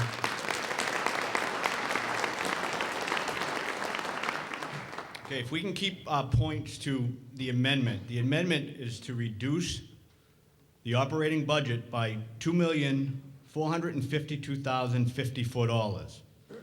So it's totaling $54 million. So if we can keep our points to the amendment, 64 million, I'm sorry. Yeah. So if we can keep all our comments, I can understand this is a heated argument, but if we can keep it to the amendment only. Yes, Mr. Haskin. My name is George Haskins. I'm not currently a resident of this district, although I am a former resident of the district. But I am a property owner in Plastow, and I pay taxes. So I'm at all of your mercies. I can't vote here tonight. So whatever you do is going to definitely impact me, and I have no control over that.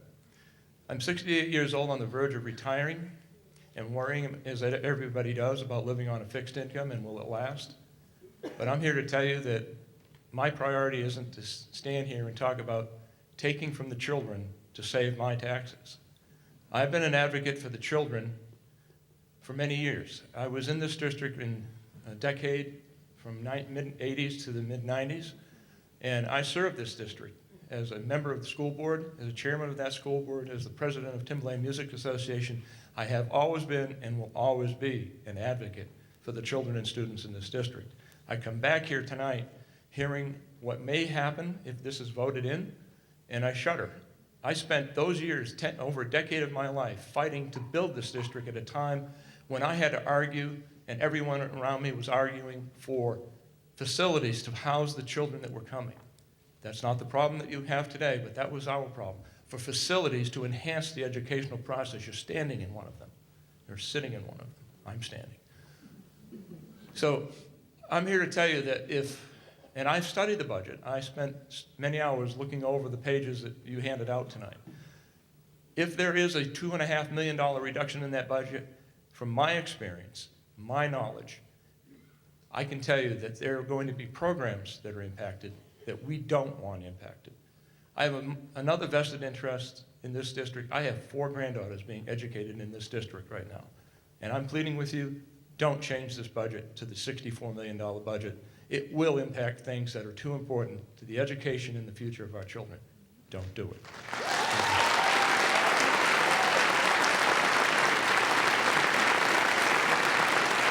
Well, Mr. Collins, did you want to? Yes, thank you. Just a couple of quick things about Mrs. Green's presentation. Of note, you referenced the faculty and the number of teachers in the schools, and just to state those figures doesn't tell the whole story.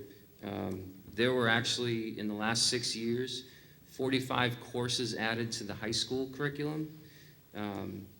She speaks of teacher, staff positions. She's talking about head counts versus FTEs, and if anyone owns a business, you know the difference. Special education at Timberlane. Over the last 6 years, there's been a concerted effort to, at the convenience and to provide a better education for children that have special needs. We've made efforts and invested in those children by keeping them within our district. And every time that we do that, we have to hire more staff to keep them here. Most times, it is at a savings for the district, but it's also a better option for parents, and that's what we're trying to do. Non-teacher teachers that she speaks of are guidance counselors, gym teachers, music teachers, art teachers. These are teachers that we have to have at schools that she's calling non-teacher teachers that she had included in her presentation. She also talked about a cost per pupil for this current school year. That's an impossible figure to calculate because it requires us to be at the end of our fiscal year to get the numbers to put into the state spreadsheet to actually get that number. So there's no way you would know that unless we were in July right now. And then lastly, the one thing I do agree with what she said is that she said that Dr. Metzler is providing great leadership, and he is. He's the one that's recommending this budget, He's telling us right now, this is what we need. So if she truly believes that, then she should also support this budget.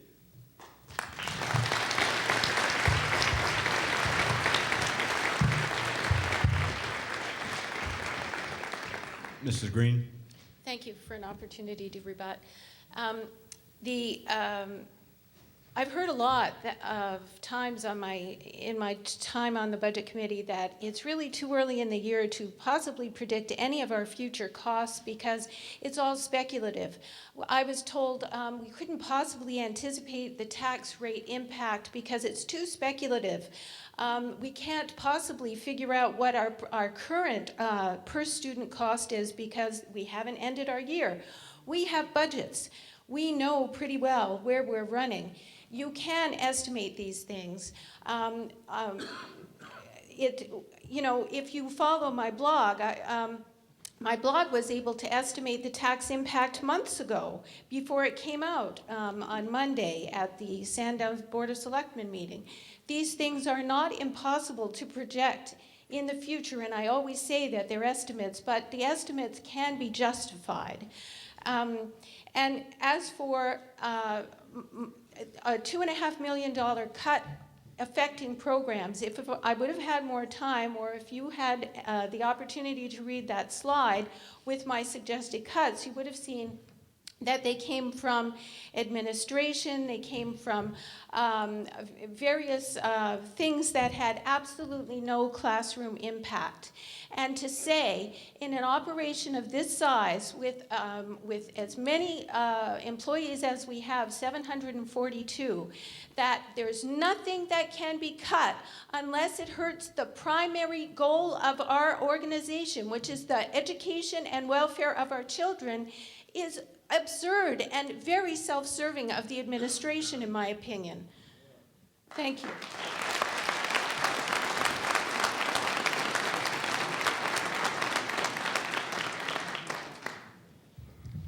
Thank you, Mr. Speaker. My name is Tony Cantone. I live on 2 Ridgewood Road in Plastown, New Hampshire. It's been 12 years since my last son went through the Timberlane School District, so I've been out of the loop for a while.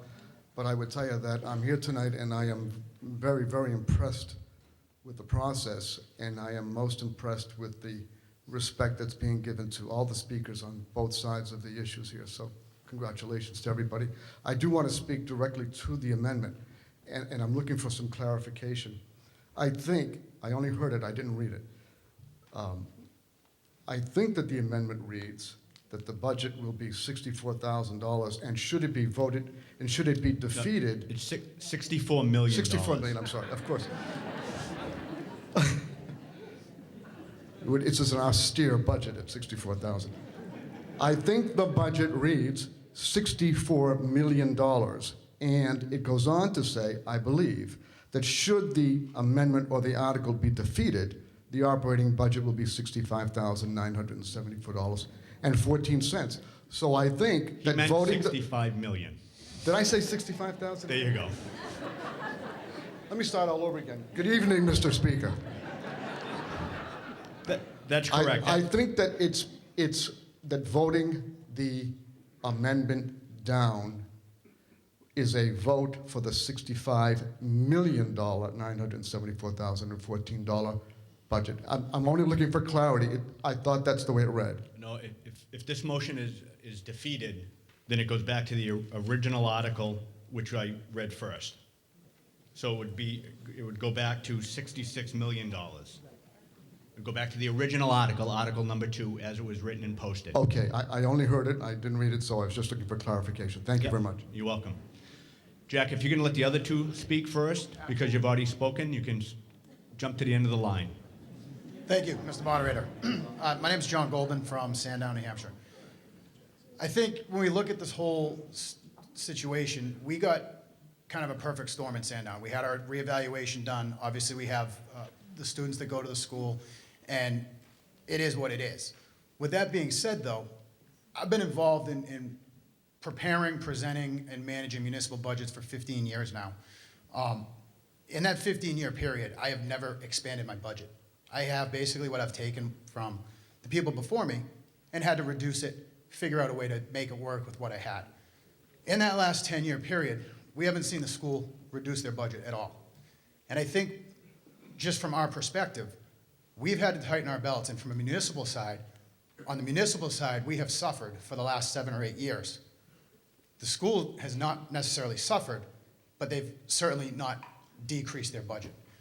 With that being said, I think that what Dr. Metzler is doing is fantastic, and I think everything's good with how he runs everything and takes care of that. With that being said, though, you've been here for the 18 months. I think you've done great with what you've got, but you haven't seen that previous 8 or 9 or 10 years that we've never seen a decrease in the school budget at all.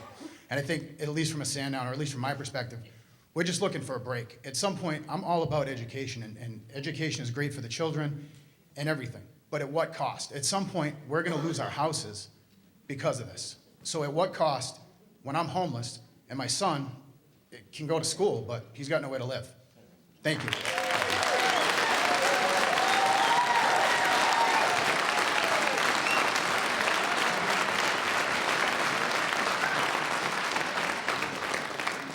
Good evening. My name is William Smith. I live at 24 Cottonwood Road in Plastow. First of all, no matter which side of the argument on, I appreciate everybody's time on this. It's a thankless job, as you are all figuring out tonight. But I thank you. Unfortunately, my son, my 4-year-old, is one of the kids you're talking about driving up your budget costs. He's a severe special needs child. He needs one-on-one help. He requires a nurse to go to school. Dr. Metzler has taken the time personally to see my son, to view my son, and to attempt to keep him in this school district at a lower cost. The TLC staff at the Pollard School, from the director on down, have been phenomenal. You are getting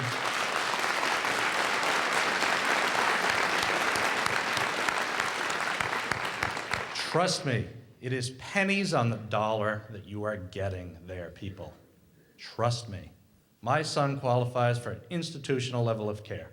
And if it wasn't for those fine people and Dr. Metzler to take his time to personally see my son, see the issues that he's there with, and the motivation that that young man has to go to school each day, I can't explain it enough. I have a lot of faith in what he's trying to do with the budget. I think this district needs a lot of help, and I think he's here to provide that. But the thing that I'm most impressed with is the fact that he's also not just called out staff accountability, administration accountability, but he's called out student accountability. It's time for us as parents to have our children have some accountability in this process to perform. And that starts with us. That's my responsibility, and I darn well will do it to the best of my ability. Thank you again for your time tonight, and I appreciate all of your efforts and your time. Everybody. Thank you. Thank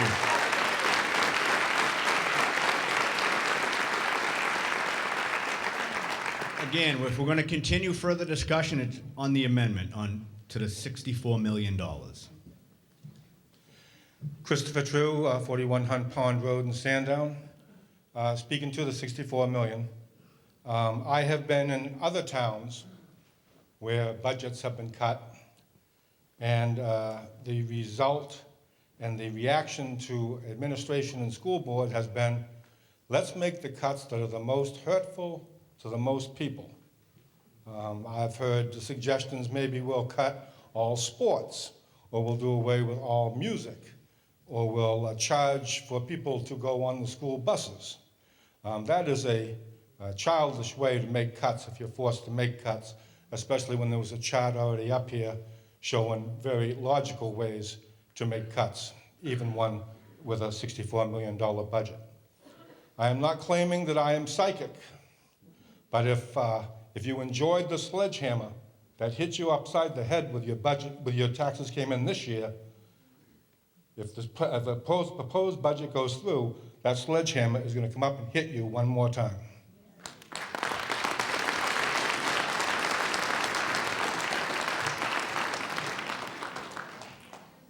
I will be brief. I'm gonna try to believe Jack that, Sapia, 5 Jack. Crystal Hill Road. The first thing I want to talk about, I'll make 3 quick points, that the decline in the students, the population of the students went down about 149 students between the years of 2012 and 2013. if you extrapolate that out per the number of classes that you have, I think you will find that the classes may have been reduced by 1 or 2 students. I think that's a fair assumption. Secondly, I'd like to say I spent probably somewhere between 500 to 1,000 hours this year on this grounds. I saw how much department heads struggled to make ends meet with their limited budgets, with the deplorable infrastructure, with things coming unglued at the seams. I spent approximately $4,000 of my own money enhancing one of the fields out back. I have no problem doing it. I did it with the help of some local businessmen and a couple parents. But what I got to see when my time here is how hard the administration works to make ends meet. I have one last thing for you. If we can stick on point. This is exactly the point. Go The ahead. Phillips Academy, they have a motto. And the motto and the logo was written by, I'd say, a fairly intelligent gentleman. It was Thomas Jefferson. And their logos are this: to the end depends upon the beginning. And the other one is not for oneself. Basically, we're all in this together. And we share in that responsibility. And right now, our children are at the beginning. Let's not cut the legs out from underneath them. Thank you.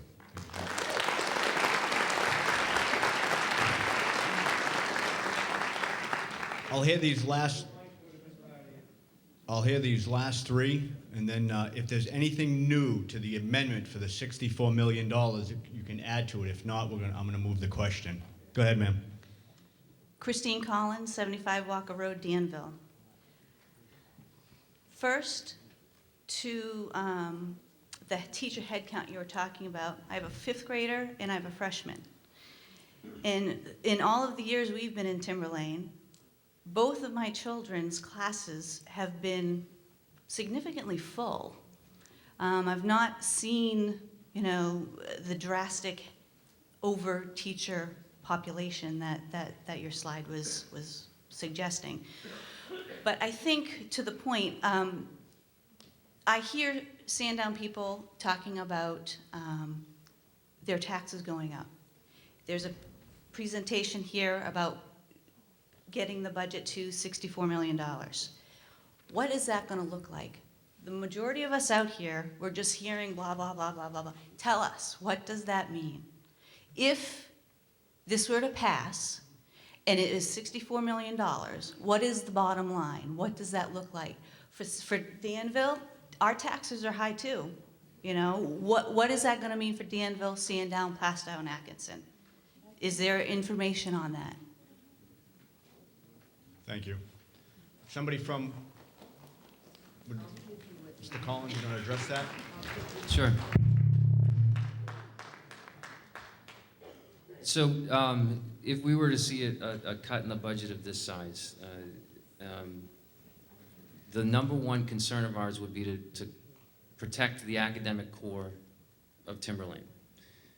Outside of that core, we would start considering cuts. It would include athletic programs, it would include music programs. Okay, please. I guess you misunderstood what I was asking.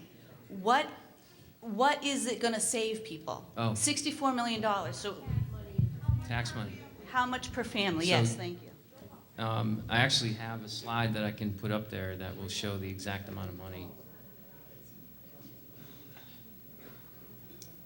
So this is, these are calculations that assume that the average daily membership and the valuations stay the same as the current year. They may change. So these are not exact numbers. We don't know what they will be until next year.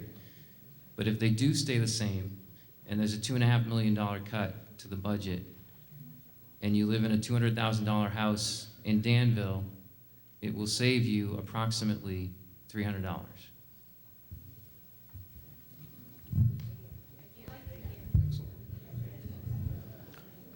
Tina Owens, 16 Rangeway Ave, Sandown, New Hampshire. I'm sorry, I think it's Mr. Collins that I have a question for. You raised an interesting statistic a few minutes ago, and you kind of blew right past it, and I wanted to go back to it. If we cut this budget to 64 million, I heard you say something about 45 additional courses that have been brought down to the curriculum that the state is requiring the school to teach in order to get the kids to get accreditation. No, Can you clarify that? Yeah, no, what I was saying was that I was speaking to Mrs. Green's slide about increased headcount with teachers. Okay. And one of the reasons that there isn't a one-to-one drop with student-to-teacher ratio Yep. is because we've added 45 courses at the high school. Okay, and why have we added those 45 courses? Because it's because of a requirement, right? Well, we've increased our requirements for graduation. So we've increased the rigor in that sense. Okay. So that we need to provide options for students so that they can actually attain those credits and explore deeper courses like engineering, language. I have the list of courses if you want to read it. Is this something that the state is requiring us to do, or we've chosen to do that, or is it a collaboration? I believe it's the Timberlane School Board has decided to do this over the years. So how does that get impacted if we go to this 64 million? That's the big question, because I want to see, I don't have children by choice, but I don't mind giving money towards creating citizens that are going to carry our state, our municipalities, and our country forward, as opposed to the alternative. So if you could speak to what that's going to do. Yeah, I mean, honestly, any decisions that would be made about any type of cuts, if a cut like this were to come through, would be the decision of the school board. We would confer with the superintendent in a meeting. Everything would be put on the table. We would weigh all the options. And to give you an exact answer of what actually would happen, I can't do that because I can't speak for the board and what they may decide. But you can understand that if we were to see a cut this large, that we're either cutting a lot of teachers or we're cutting programs. There's not a lot of room in there in between with the budget and where it stands. It will impact the children. Yes, sir. Hi, I'm Robert Radford, 2 Country Club Lane, Plastow. I go by Bob. You know, I heard a few things about the $2 million cut. Actually, it's 2.5. And so I started looking at how it was going to affect the tax rates, and it's well less than $1 in any case. You had a slide up there already prepared that, you know, has the $300K, $273 a year for Plastow, $400 for Sandown. But, you know, Plastow, using $2 million, I came out, it would save, okay, 58 cents, 71 cents in Sandown, 48 cents in Atkinson, and 76 cents in Danville. Now, let me tell you a quick story. You got to stay to the $64 million. This affects the $64 million. Okay. Currently, in the school system, we have some math programs that my son experienced 3 years ago. He didn't have books. I had to go out and buy an algebra book for him. How do you learn algebra without books? I don't think cutting $2.5 million is well worth it. You know, you look up on the slide, you're talking about $534 in Sandown, $583 in Danville, you know, for a $400K house, Plastow $365. So that's yearly rate. So that's my point. I mean, these kids are good. Now we need to support them. Thank you. Thank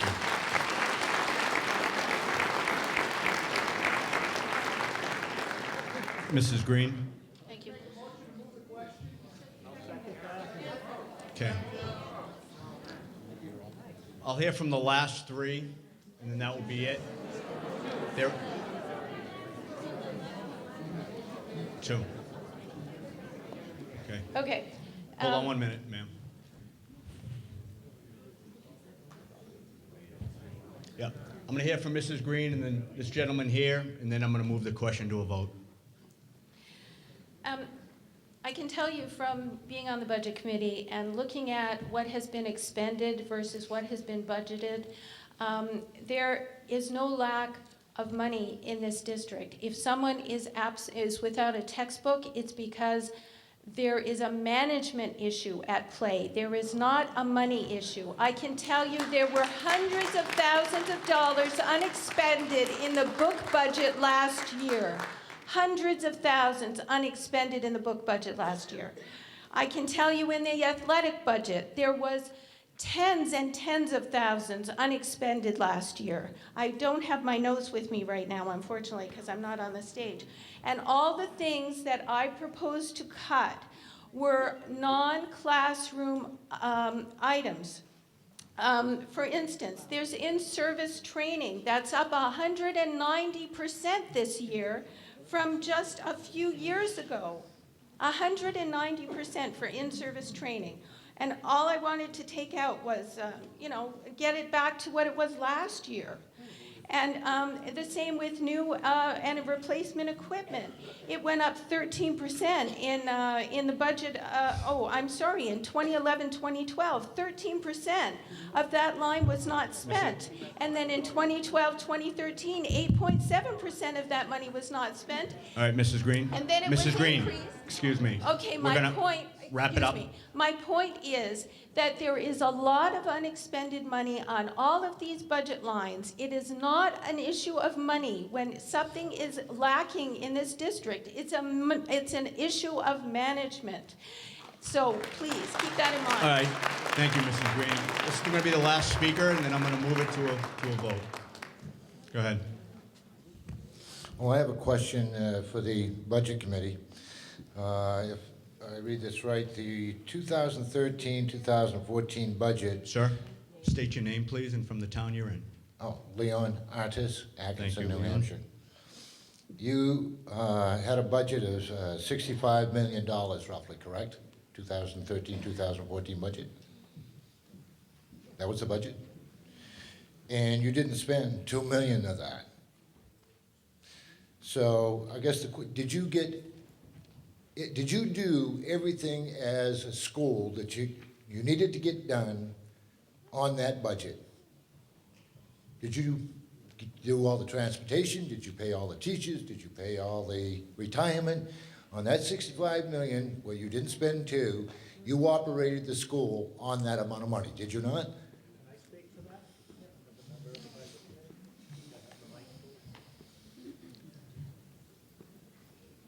I can tell you. Just state your name, so. Yep, Dennis Heffernan from Plasto.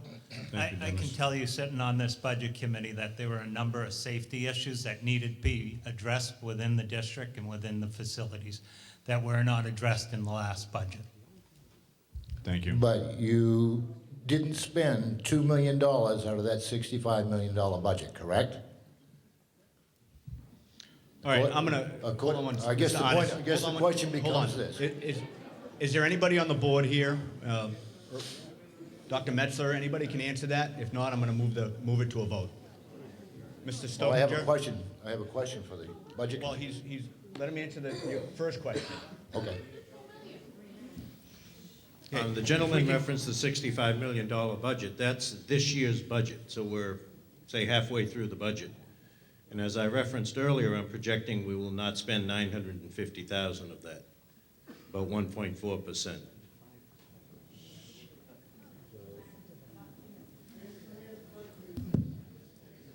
But you did do everything that the school, you wanted to do for the school?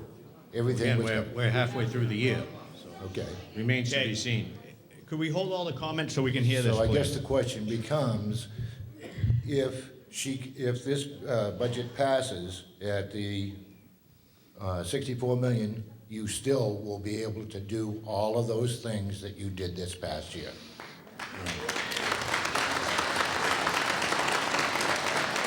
Thank you. Okay.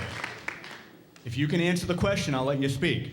Answer the question in 1 minute. Michelle O'Neill, Danville. We are in the 2013-2014 budget. There is no surplus because we're still in the budget year. Thank you. All right, moving this on to It will be returned to the towns. If there's a surplus, it's returned to the towns. The other thing, the budget's up this year by looking at just Insurance, retirement, FICA, and workers' comp, that's $954,000 that we have no control over, that has nothing to do with student education, but being employers of this district. Thank you. Okay, we're going to move the amendment to a vote. The amendment is, shall the voters of the Timberlane Regional School District raise and appropriate as an operating budget, not including appropriations by special warrant articles and other appropriations voted separately, the amount set forth on the budget posted with a warrant or as amended by vote of the first session for the purposes set forth therein, totaling $64 million. Should this article be defeated, the operating budget shall be $65,974,014, which is the same as last year, with certain adjustments required by previous action of the Timberlane Regional School District or by law. Or the governing body may hold one special meeting in accordance with RSA 40, 13, 10, and 16 to take up the issue of a revised operating budget only. Note, warrant Article 2, the operating budget, does not include appropriations proposed under any other warrant articles. The majority of the vote, obviously, at the polls. Petition here with 6 signatures asking for Attack. a secret vote. Yes, I spoke to you. I just want to assure everybody that I am not turning it in because the moderator has assured me that there will be 4 people out counting, and if there's any question whatsoever, I'm sure we can go to him. Thank you. Okay. What we're going to do is it's going to be with your hand cards, and you're going to stand up and hold them up. If I can have all my counters and all the locations, please. Now we're voting on the amendment to Article number 2 to reduce the budget by $2,452,054. All in favor of the amendment? A yes vote means you're in favor of the $64 million. Stand up and hold your voting card up so it can be counted, and please stay there.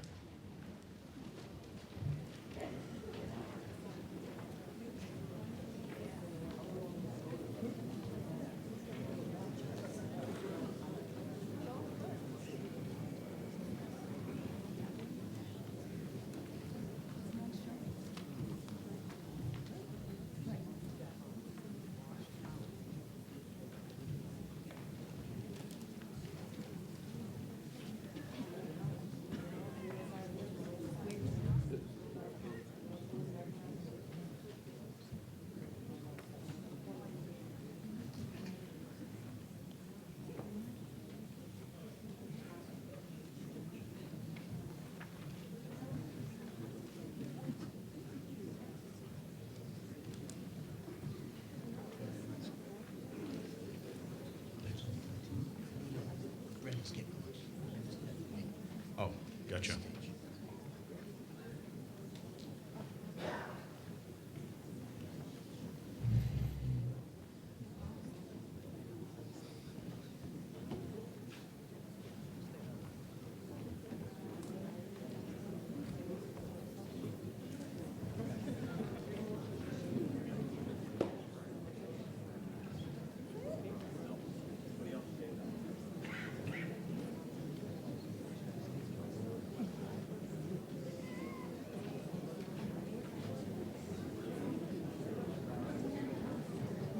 Donna, you guys are all set. You can sit down. You were counted.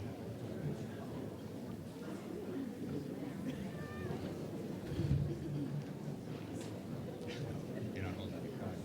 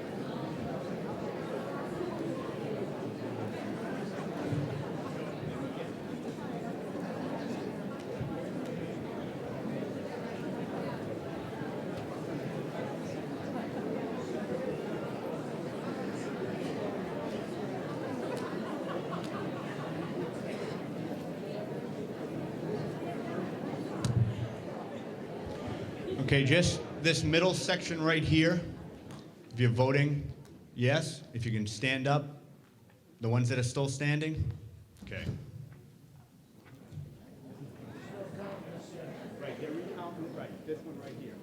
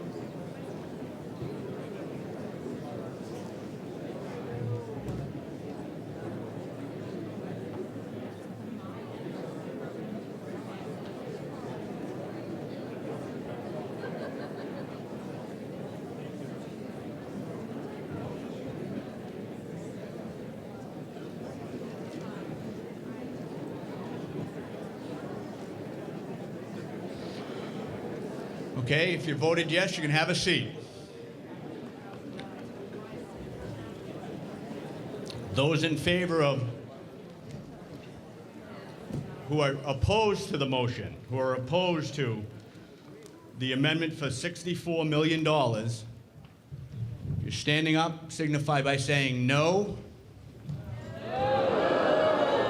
Yeah, sorry, got distracted. All right, just stay in one spot, please. I see him walking up and down the aisle.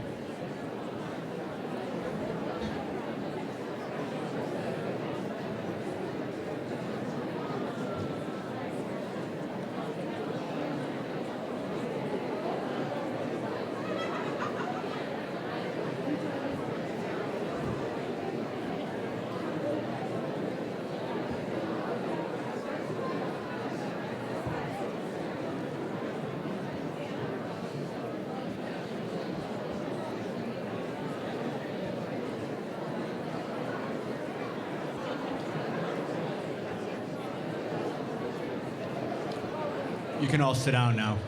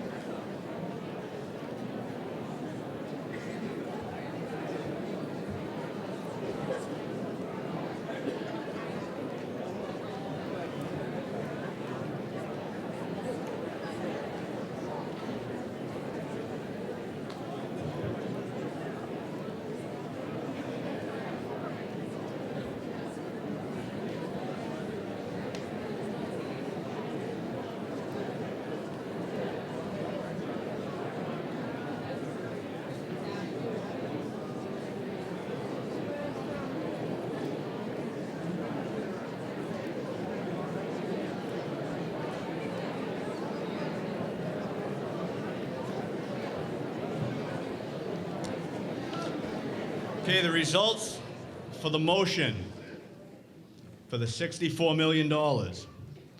239 yes votes, 372 no votes. The motion is defeated. Now I'm going to go back to the main motion. The main motion, I have to read it. The main motion of the operating budget, Article 1. Shall the voters of the Timberlane Regional School District raise and appropriate an operating budget, not including appropriations by special warrant articles and other appropriations voted separately, the amount set forth on the budget posted with the warrant or as amended by the vote of the first session for the purposes set forth therein, totaling $66,452,054.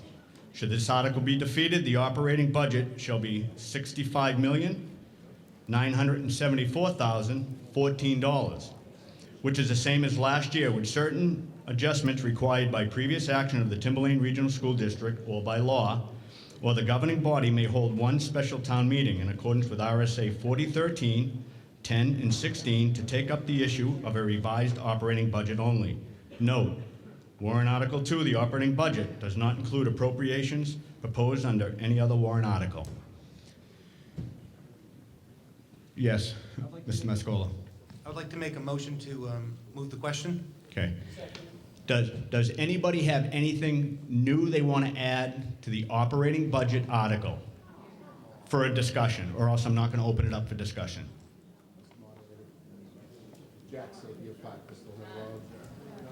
Hold on.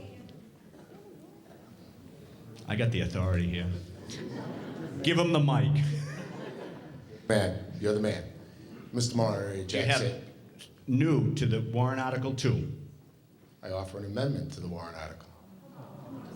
I'd like to move to, I got a motion to move first, so, well.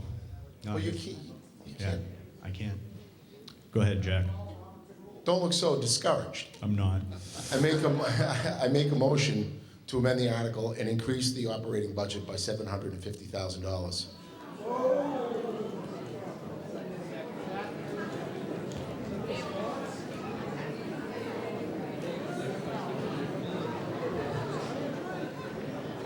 Okay, there's been a motion to increase it.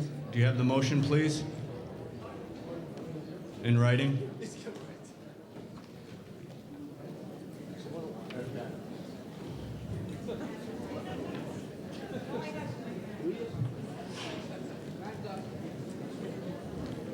This is going to move rather quickly.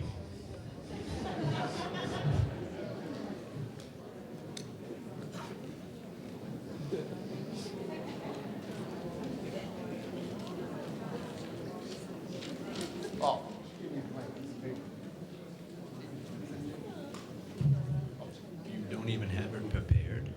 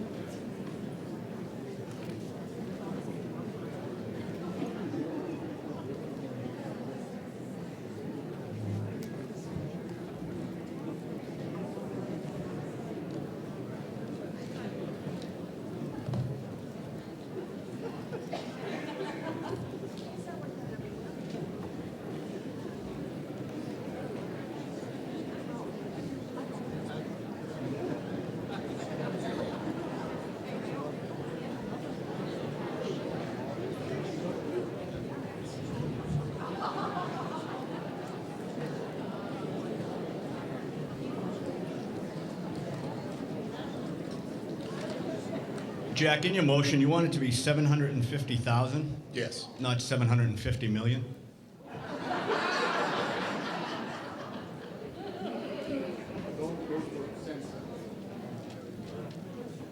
Would you like to sign it, please? Maybe you should have had it ready.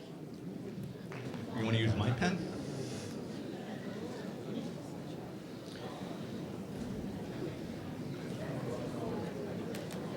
Okay, there's a motion to increase the budget by $750,000.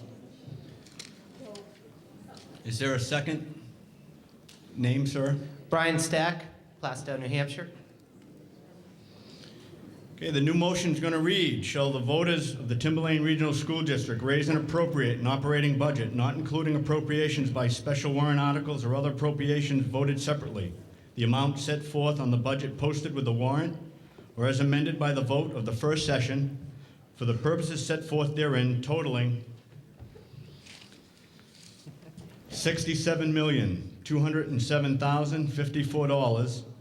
Should this article be defeated, the operating budget shall be $65,974,014, which is the same as last year, with a certain adjustments required by previous action of the Timberlane Regional School District, or by law, or the governing body may hold one special meeting in accordance with RSA 4013, 10, and 16, or take up the issue of a revised operating budget only.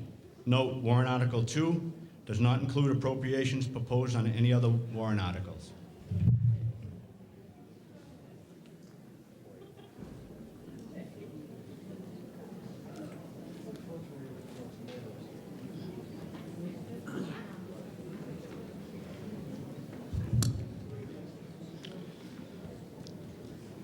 The figure, if I did read it wrong, it's $67,202,054. So there was a motion made and seconded. I'll yield the floor to you, Mr. Sapien. Shut me off again. Mr. Moderator, thank you very much. I did have a presentation prepared, PowerPoints, but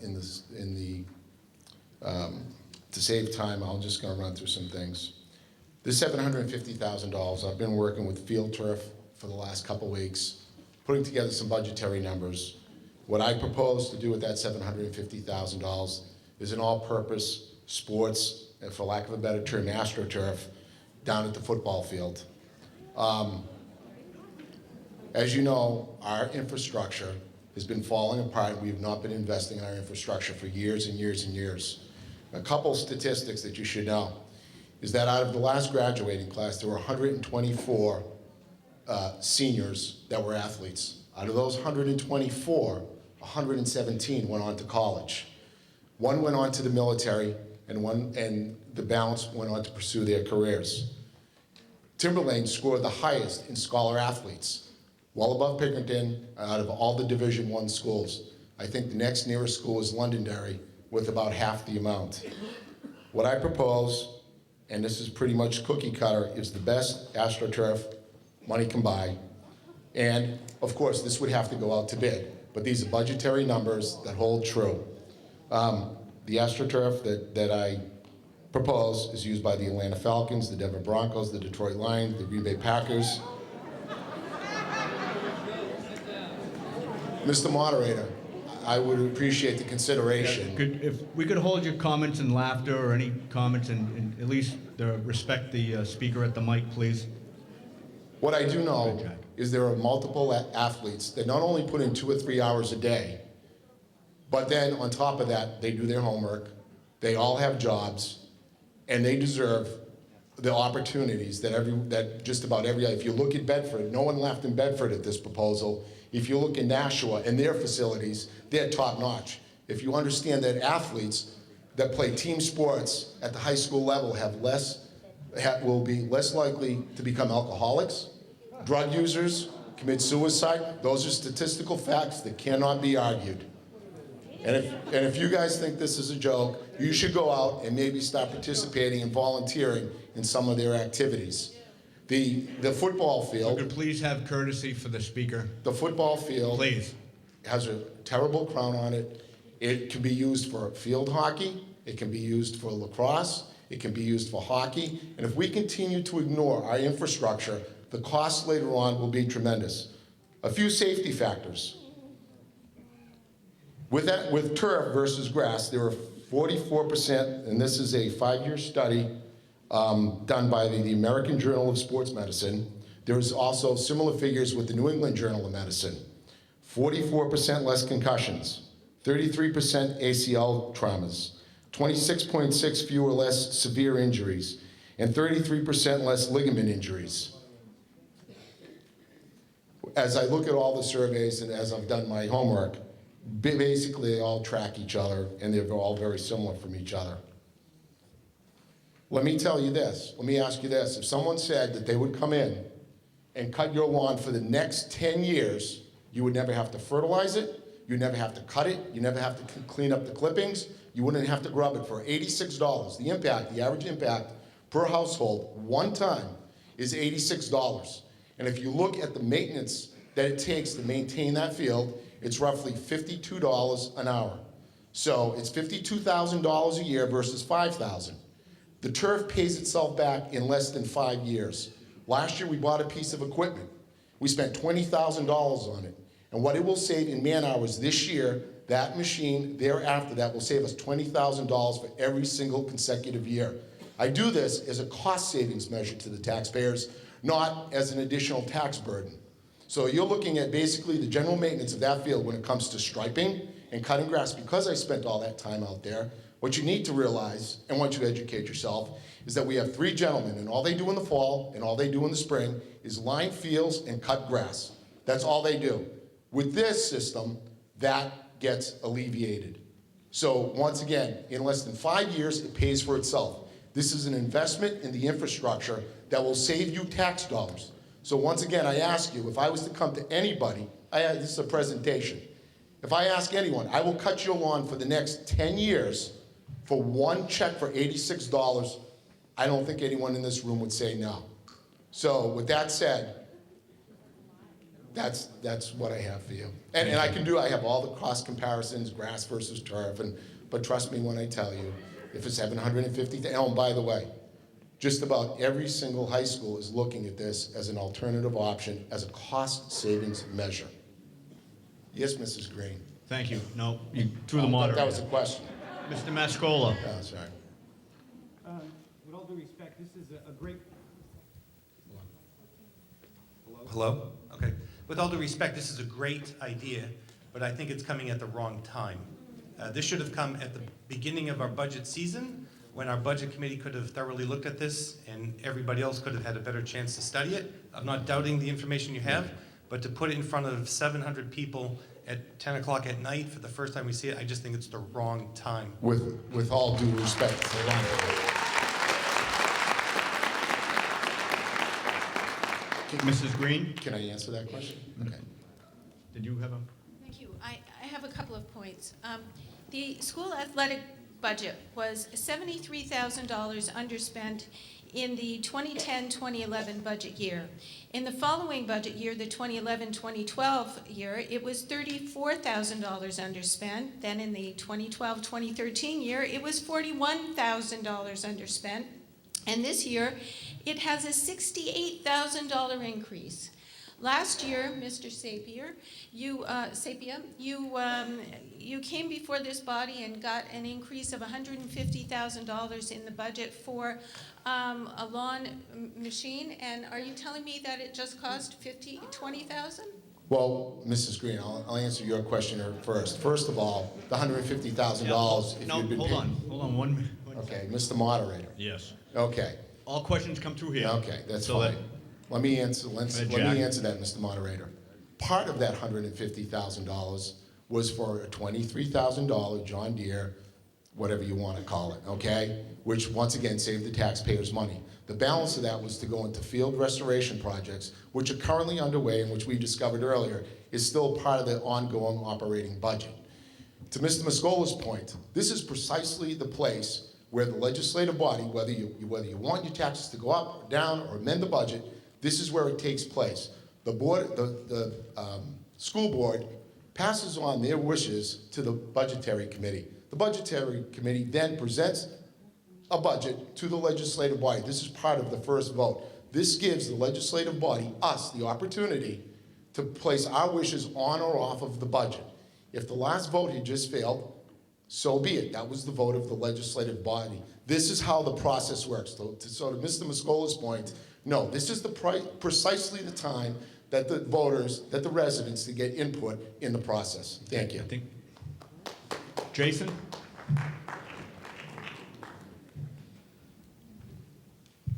First of all, I'd like to thank everyone for being here tonight. Jason, And- could your last name? Yes, I'm sorry, Jason Grosky from the town of Atkinson. Thank you, everyone, for being here tonight. I am here, like so many other people are here tonight, not looking out solely for the best interests of Atkinson, looking out for the best interests of Danville, looking out for the best interests of Plastow or Sandown.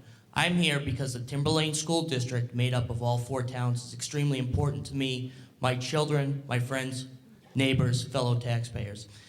Mr. Sapia, like myself, we're both for years been football coaches to one another, and respectfully to my friend, to my neighbor, Mr. Sapia, I would encourage people to vote down this proposed budgetary issue. I would tell you all that we've had some discussions going through the budget committee.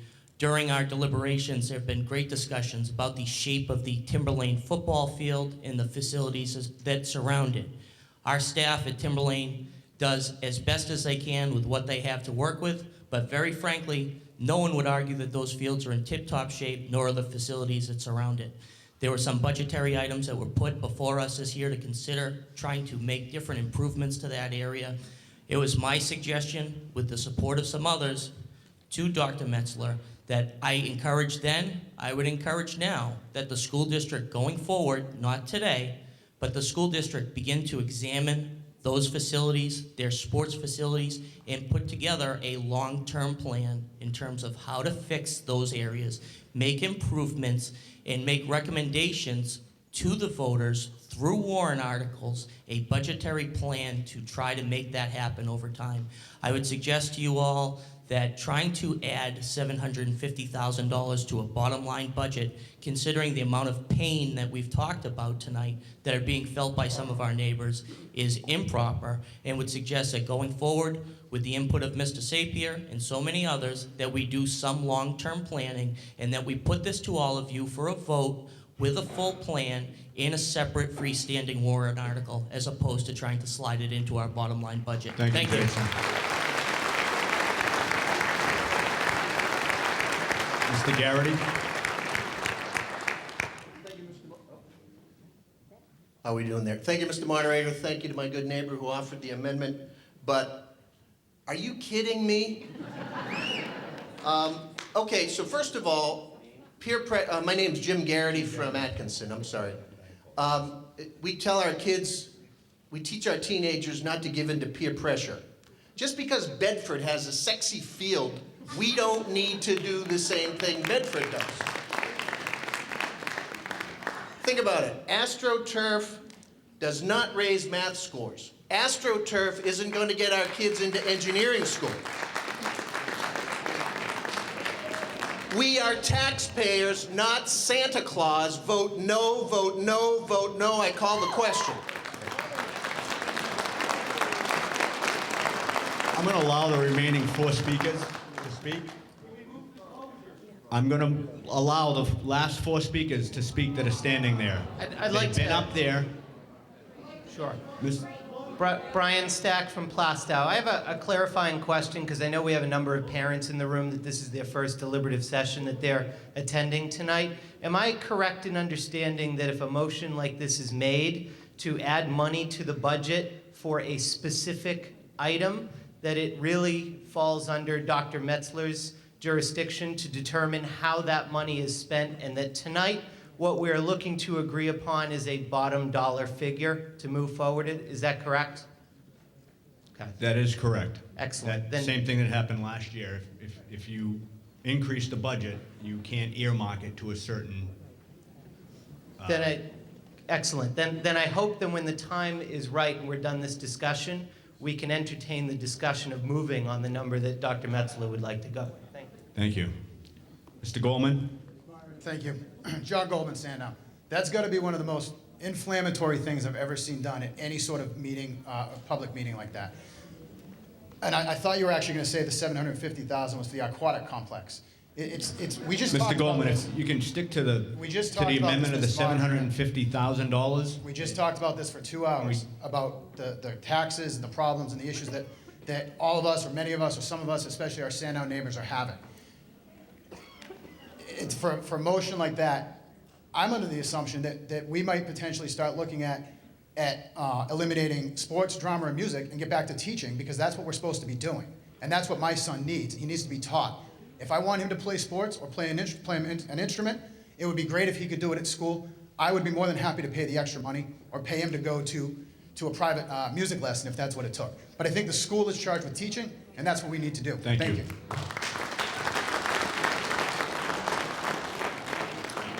Sir? My name is Ralph Bruno. I'm from Sandown, and I too spent a lot of time on these particular boards, Mr. Stokinger. And I have to agree with Mr. Garrity. Are you kidding? We just, there's people out here that are suffering. I've lived in this district for 33 years, and I've been one of the biggest supporters of sports programs. We got this PAC built. We got schools built. $750,000 after people are out here. These people, we used to have meetings that 5 people showed up. You had 700, 800 people here, and you come up with $750,000? It just boggles my mind. These people are suffering. Like I said, I've lived in this district for 33 years. My neighbors are telling me that they can't deal with the taxes anymore. $750,000 is 1.1%. 1.1%, we just struggled to do 2.2%. You went fully half of what they increased it. I don't understand it, sir. I just don't think we can afford it. And again, I support sports. I love the football. I used to be at every game. I watched my kids play soccer and softball. I understand you want what's best for the kids, but I think the education. Mr. Bruno, we understand if you got something new. Okay. Mr. Green? Thank you. Thank you. Earlier in the evening, I mentioned that there had actually not been a lot of talk about taxes in the presentations that were made against the $64 million budget. I'll make one point about taxes, and that is that $750,000 over the $2,600,000 that the budget is going up this year represents about 30%. What that will mean for Sandown is a tax increase on average close to 11% per household. In Danville, it'll be north of 12%. That's just so people have an awareness of what this really means. The other point I'd like to make finally is, why do money-saving proposals never actually involve a proposal to save money? Where's the problem? If this is going to save all this money, then prepare a plan that shows how we can do it within the existing budget, because it's going to save money. It never saves money. Thank you, Mr. Green. A final comment, Mr. Sapia. Keep it brief, please.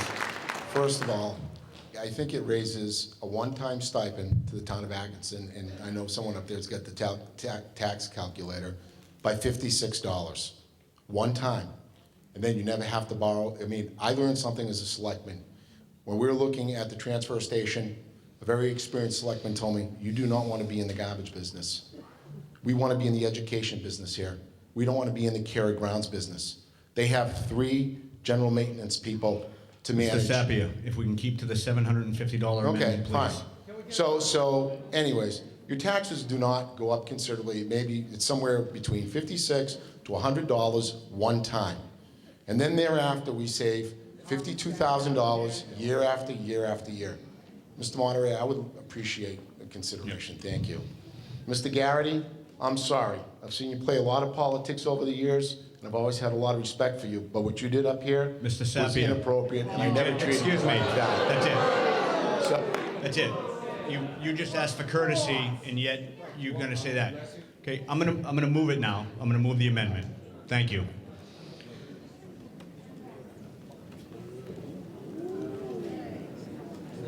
Excuse me, sir.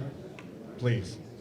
Okay, we have an amendment to raise the, okay. Shall the voters of the Timberlane Regional School District raise and appropriate as an operating budget, not including appropriations by 7 special warrant articles and other appropriations voted separately, the amount set forth on the budget posted with a warrant or as amended by vote of the first session for the purposes set forth therein, totaling $67,202,054.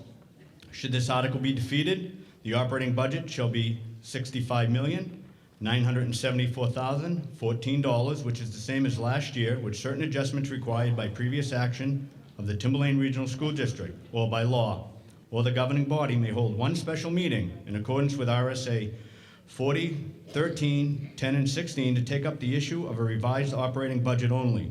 Note, warrant Article 2, the operating budget, does not include appropriations proposed under any other warrant article. I'm going to do this by voice vote.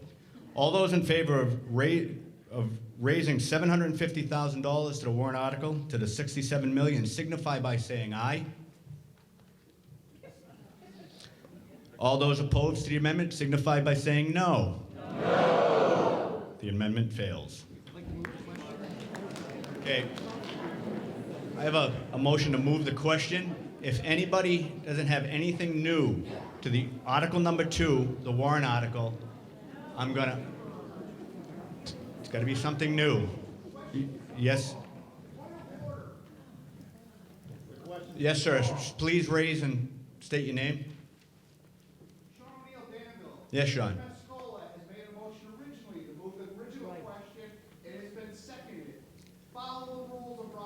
That's correct. Respect the motion.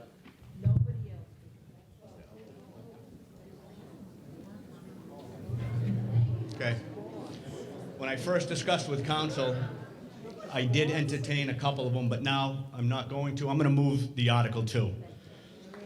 Article 2, we're going to be voting on Article 2, the operating budget. Shall the voters of the Timberlane Regional School District raise and appropriate as an operating budget, not including appropriations by special warrant articles or other appropriations voted separately, the amount sent forth on the budget posted with a warrant or as amended by the voters of the first session for the purpose set forth therein, totaling $66,452,054. Should this article be defeated, the operating budget shall be $65,974,014, which is the same as last year, with certain adjustments required by previous action of the Timberlane Regional School District or by law.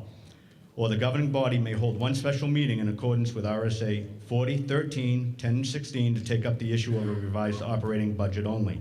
Note, warrant Article 2, operating budget, does not include appropriations proposed under any other warrant article. That's what we're going to be voting on. A yes vote is going to be for the $66 million. Oh, this goes to the ballot. A yes vote is going to... Sorry, point of order. Someone called the question. You need to have a vote on the calling of the question. We need a 2/3 majority to call the question, please. I still wish to speak. Yeah. As Mr. Attorney Eller just said, the rules, we're using Robert's Rules of Order as a guide, and I'm going to move this to a question to place it on the ballot. I think we've discussed Article 2 at length for the past 2.5 hours. So a yes vote for the $66 million operating budget is to place it on the ballot as read. So we'll do it by standing, I guess, with the placards of, I'll try a voice vote first. All those in favor of placing this on the warrant article as read signify by saying aye. Aye. No? No. We're going to do it by hand ballot. All those in favor of placing the $66 million on the warrant as read, a yes vote, please stand up and hold your ballot up.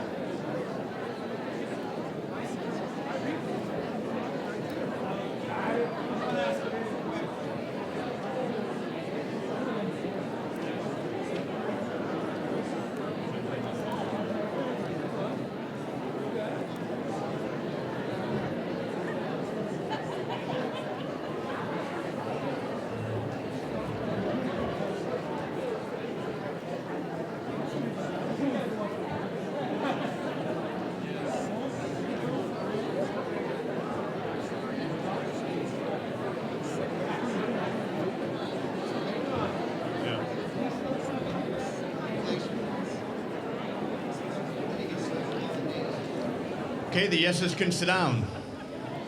Those opposed? No votes, please stand up and hold your placard.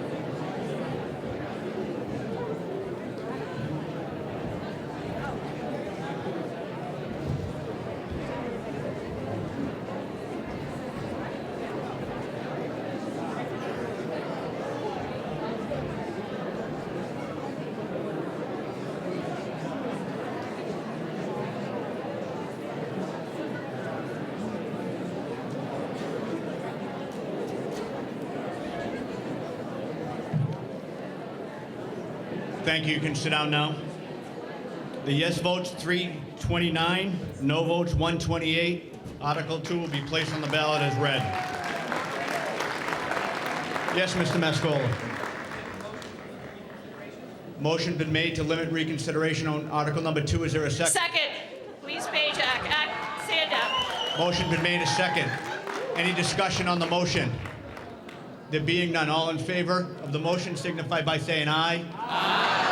Noes? Ayes have it. Moving on to Article number 3. School.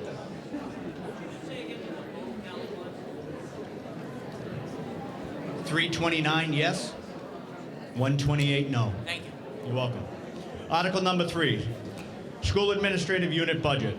Shall the voters of the Timberlane Regional School District adopt, excuse me. Thank you. Article number 3, shall the voters of the Timberlane Regional School District adopt a school administrative unit budget of $1,487,025 for the forthcoming fiscal year, in which $1,137,741 is assigned to the school budget of this school district. This year's adjusted default budget of $1,455,409 with $1,113,221 assigned to the school budget of this school district will be adopted if this article does not receive a majority vote of all school district voters voting in this school administrative unit. Is there a motion to put on the floor? A motion's been made. Sir, your name? Dennis Franco, Danville. Is there a second? I'll second. Second by Mr. Mascola. And I believe the presentation by Mr. Collins. Is this on? We don't have a presentation, just a quick explanation of what this is. So last year there was a warrant article to remove the SAU budget from the Timberlane budget, from a line item in the Timberlane budget, and move it into a standalone budget that would be voted on by the voters every single year, requiring a proposed budget and a default budget, just like we do with the operating budget. So here we are. Okay. Any other comment?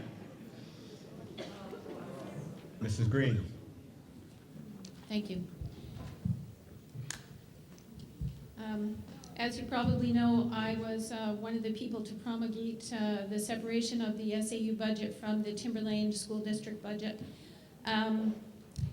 It is for the purpose of voter oversight, and it gives you an opportunity to reject this budget and select the default budget, which is, of course, obviously different. And I think this is an important opportunity for voters to scrutinize the SAU budget, to realize that it's up 10% this year because of insurance costs and salary Hopefully. increases, a 2.5% merit pool that's going to be awarded Mrs. Green? based on merit. Would you Yes. speak on the article of the operating budget of the SAU, please? I just said the operating budget was up because of health insurance. I am addressing the operating budget. The operating budget is up because of health insurance benefits and a 2.5% merit pool salary increase that will be awarded. I want people to understand that this 2.5% merit pool increase is not reflected in the SAU default budget. So that does give you an option to have some voter control over that. And as I said, the SAU budget is up 10% this year. Its bill to Sandown is up 10.7% this year. I did want to explain how the SAU budget works with the school district budget, because we haven't had an opportunity to discuss that in the past, which is very unfortunate. I'm trying to explain how the SAU budget Well, works. she does have her 3 minutes for comment. I am addressing the SAU budget. Thank You got about another minute, Mrs. Green.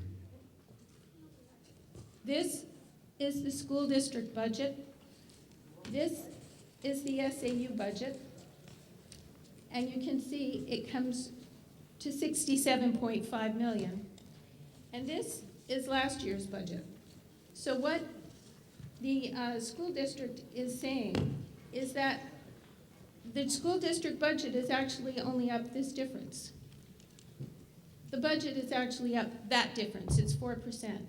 So I just want people to understand that by stripping out the SAU from the Timberlane district budget, it gave the administration a chance to be not totally forthcoming about the increase in the budget. The budget is increasing 4%. Mrs. Green, I'm going to have to cut you off. Is there any other comment on Article number 3?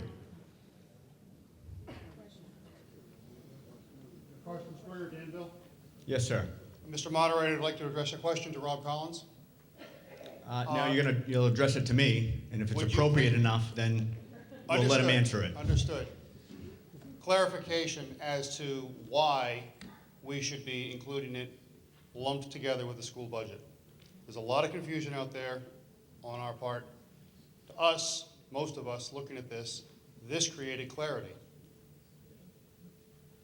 Why should we lump it back in with the school budget? No, that's number 9. This is Article number 3, sir.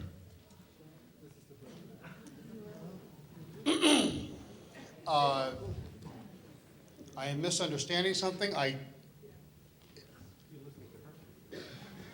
Yeah, if we can keep all our comments to ourselves, please. My sincere apology, I misunderstood something. Thank you. Any other further comment on the article itself? There being none, all those in favor of Article 3 signify by saying aye. Aye. No? No. Ayes have it. Article 3 will be placed on the ballot as read. Article 4, Capital Reserve Fund. Shall the voters of the Timberlane Regional School District raise and appropriate up to $350,000 to be placed in the school building construction, reconstruction, capital improvement, land purchase capital reserve fund established in 1996, with such amounts to be transferred from the June 30th, 2014 unassigned fund balance surplus available for transfer on July 1st of this year. The sum to come from fund balance, 2000.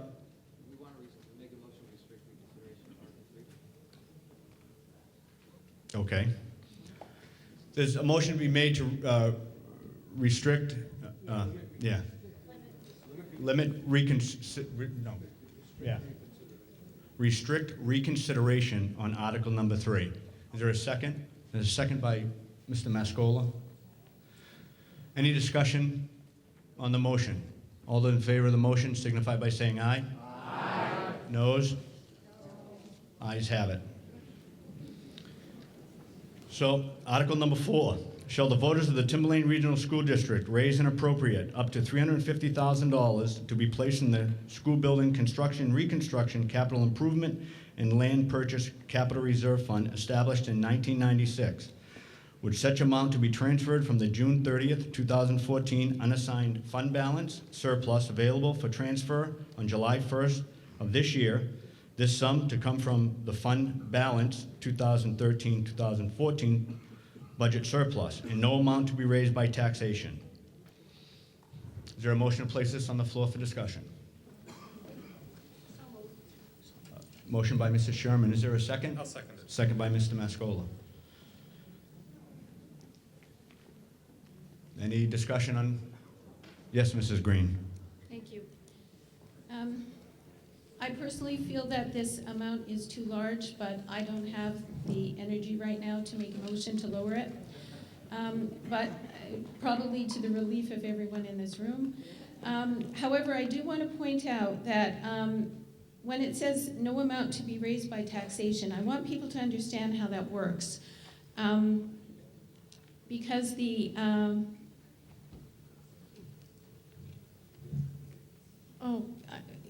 right, I'm sorry. I'm sorry. I'm getting tired. I withdraw my statement. I'm sorry. I'd like to call the question. Yes, you can. Motion been made and called. All those in favor of placing Article 4 on the warrant as read signify by saying aye. Aye. No? Abstentions? Ayes have it. I'd like to make a motion to limit reconsideration on Article 4. Motion's been made and seconded. Seconded was Michelle O'Neill.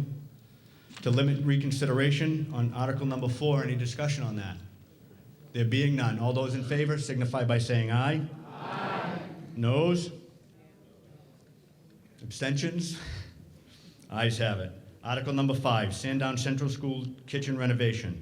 Shall the voters of the Timberlane Regional School District raise and appropriate the sum of $385,412 to renovate the kitchen at Sandown Central Elementary School and to authorize the district to withdraw up to the sum of $335,412 from the existing school building construction, reconstruction, capital improvement, and land purchase capital reserve fund, with the remaining funds, $50,000, to come from the 2014-15 operating budget.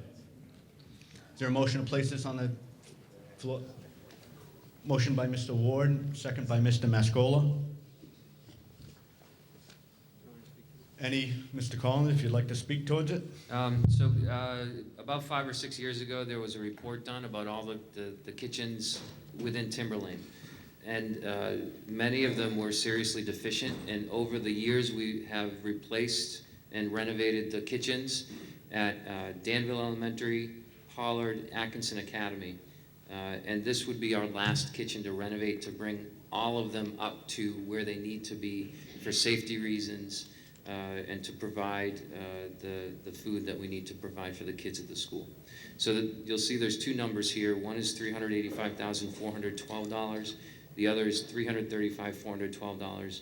The difference is $50,000. $335,412 would be taken out of capital reserve funds.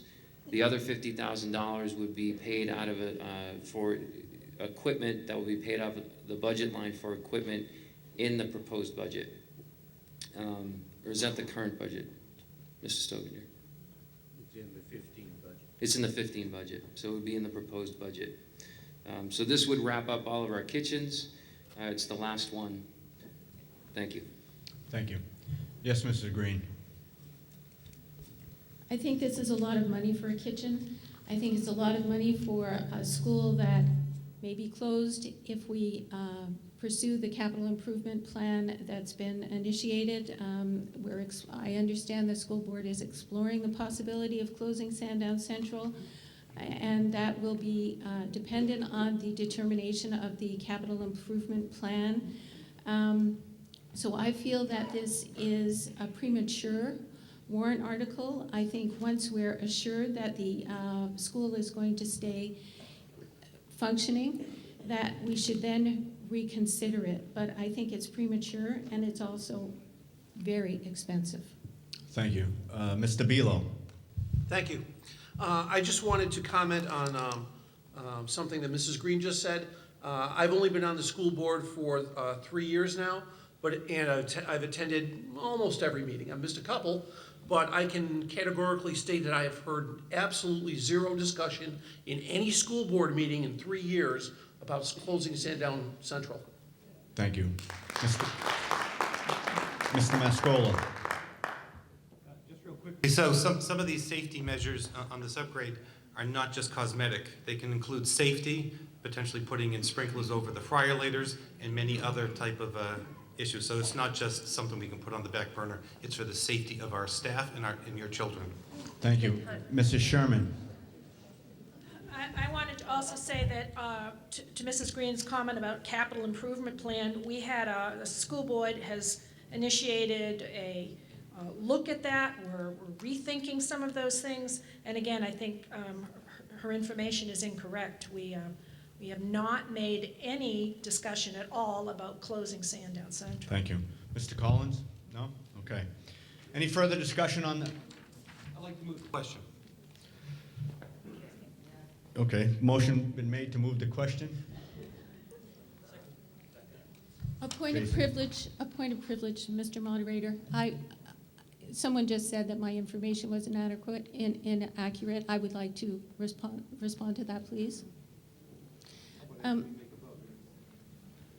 Prior to? Yeah.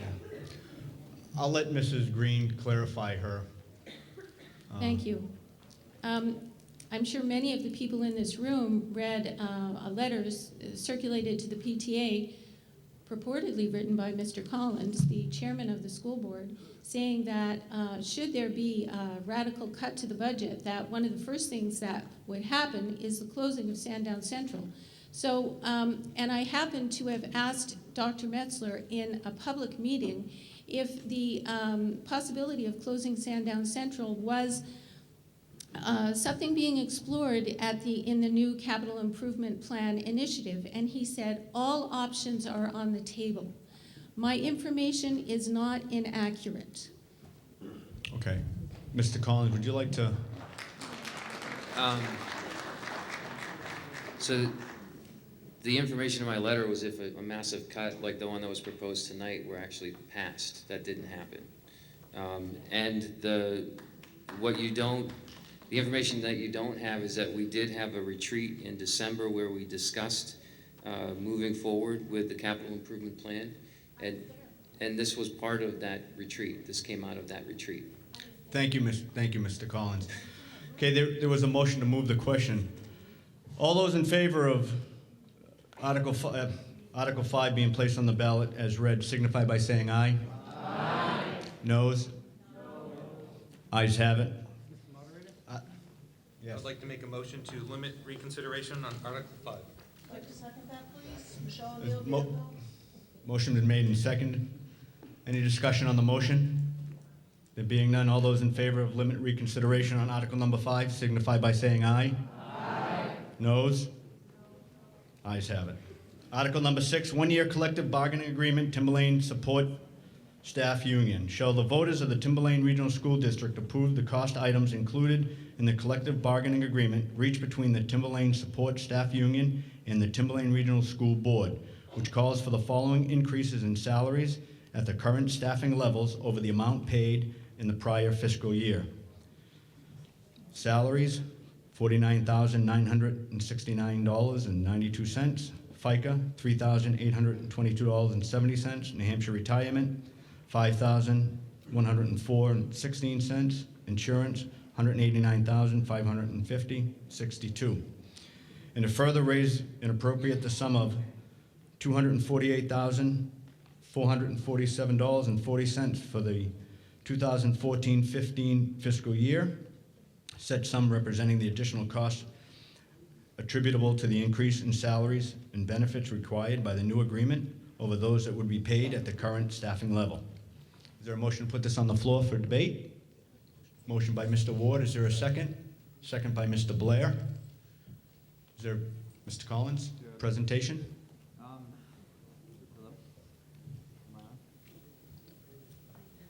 Rob Collins for a presentation, please. Hello? There we go. Sorry, everybody. So this warrant article, this agreement came about over many meetings between the school board and the Timberlane Support Staff Union. We both came to an agreement that we think is fair. There were considerations on both sides of the argument, and we reached this agreement that you see before you. One thing to consider when looking at this warrant article, the insurance adjustments that we had to make because of the Affordable Care Act are in this. If we don't make these changes to the insurance for these people, then when the Affordable Care Act kicks in January of 2015, we anticipate that we'll be fined by the federal government because the insurance that we're providing these people, it won't be considered affordable.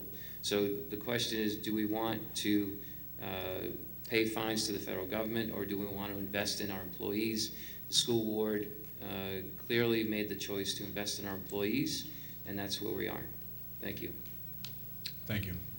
Yes, ma'am? Thank you, Mr. Moderator. Gabrielle? Is it on? Yeah. Yep. Gabrielle Bevilacqua, 8 Hilltop Road, Plastow, New Hampshire.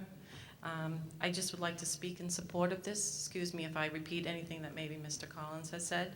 My husband and I have lived in Plastow for the past 30 years.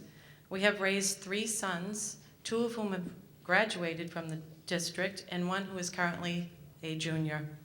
I am proud to be a Timberlane support staff paraeducator, and I have been for the past 12 years. I'm here to represent the 160 plus paraeducators who work for the district. Most of us live in the district. We are your neighbors. We are dedicated, hardworking employees.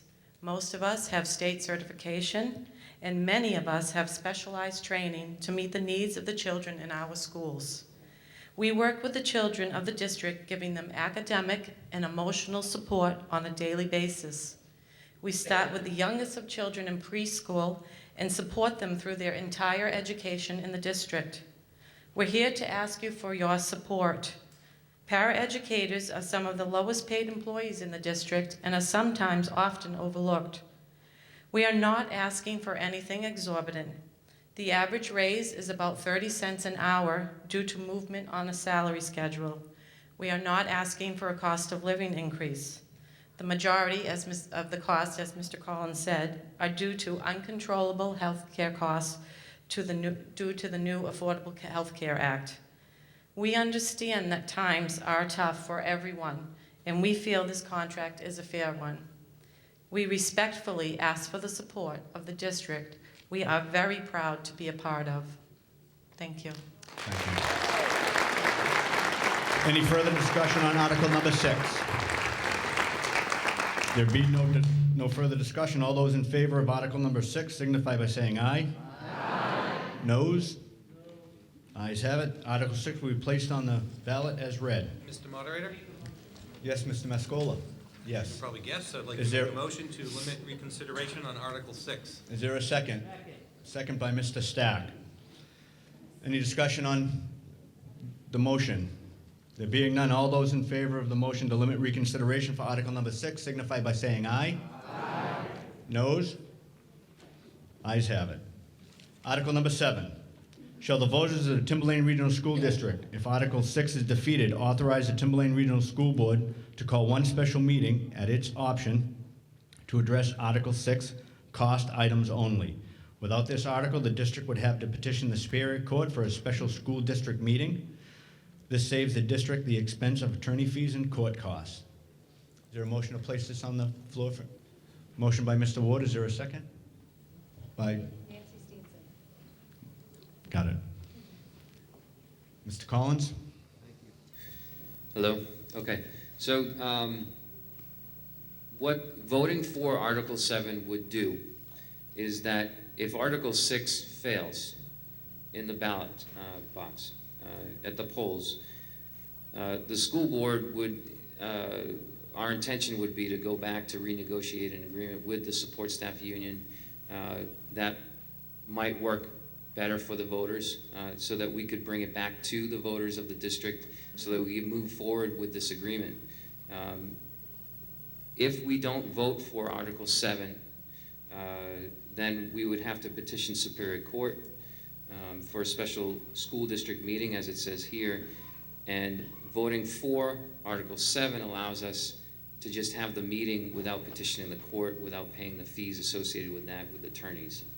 So whether or not you're voting for Article 6, it's a very good idea to vote for Article 7 because it will cost you, or I'm sorry, it will save you money.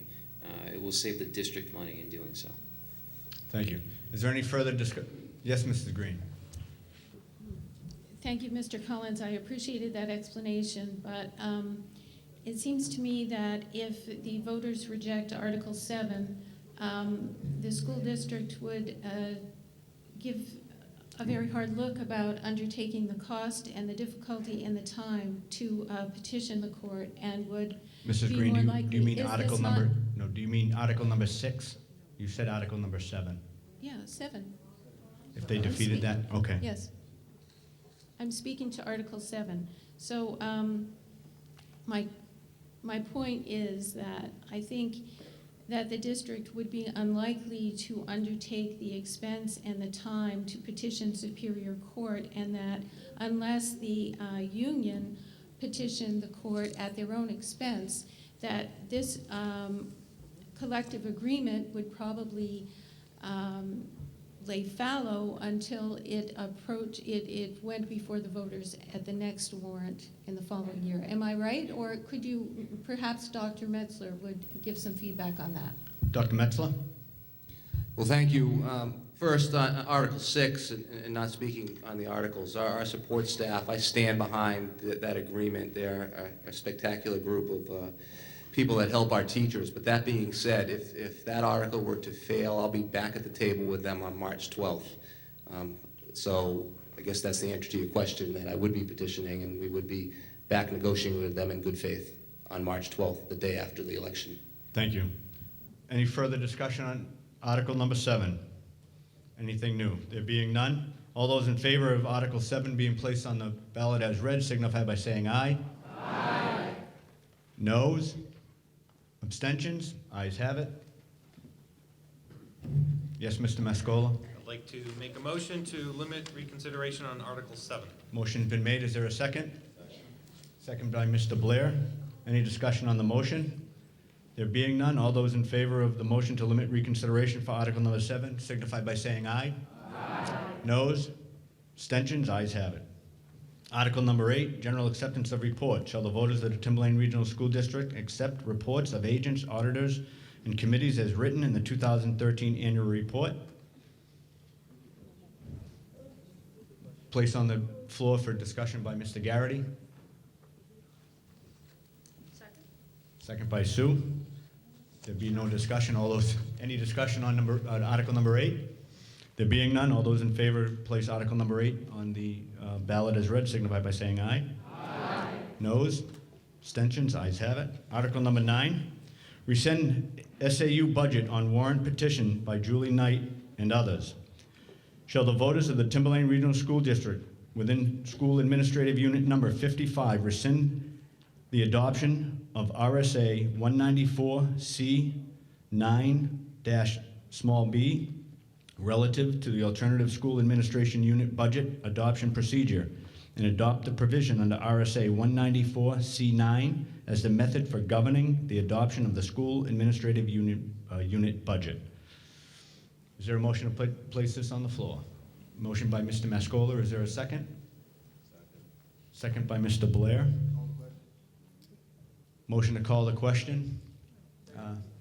There a second that? Is there a second?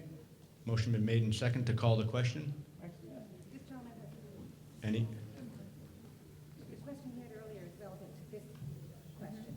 You were calling the question, I didn't want to interrupt you. However, I do have a question now that we are on the correct SAU. Okay, hold on one second. Who was going to second it? Did I? Okay, I never got to the second. Mr. Garrity, will you draw your motion to move the question? Thank you. I'll put this on the floor for discussion. Okay, sorry for the earlier confusion, I apologize for that. A little bit of confusion on this, I think, from folks that I have spoken to. Rob, could you explain to us, pardon me, Mr. Moderator, would you ask this be directed to Mr. Collins? Would you please explain why this is why we should not have this as a separate area of understanding on the budget? Because when it's amalgamated with everything else, it's hard to see the 11% increase that happened this year, for example, in that area. So, as was discussed earlier, last year there was a citizens petition to remove the SAU line from the large Timberlane budget into its own standalone budget. And that's what we're seeing here on the warrant article this year. Because when the SAU line was part of the Timberlane budget, the school board had the authority to move money into that line if it was ever needed. As far as I know, there was only one time when that budget line ever needed money moved into it from outside of that budget line, and it was when we did the superintendent search in the summer of 2012.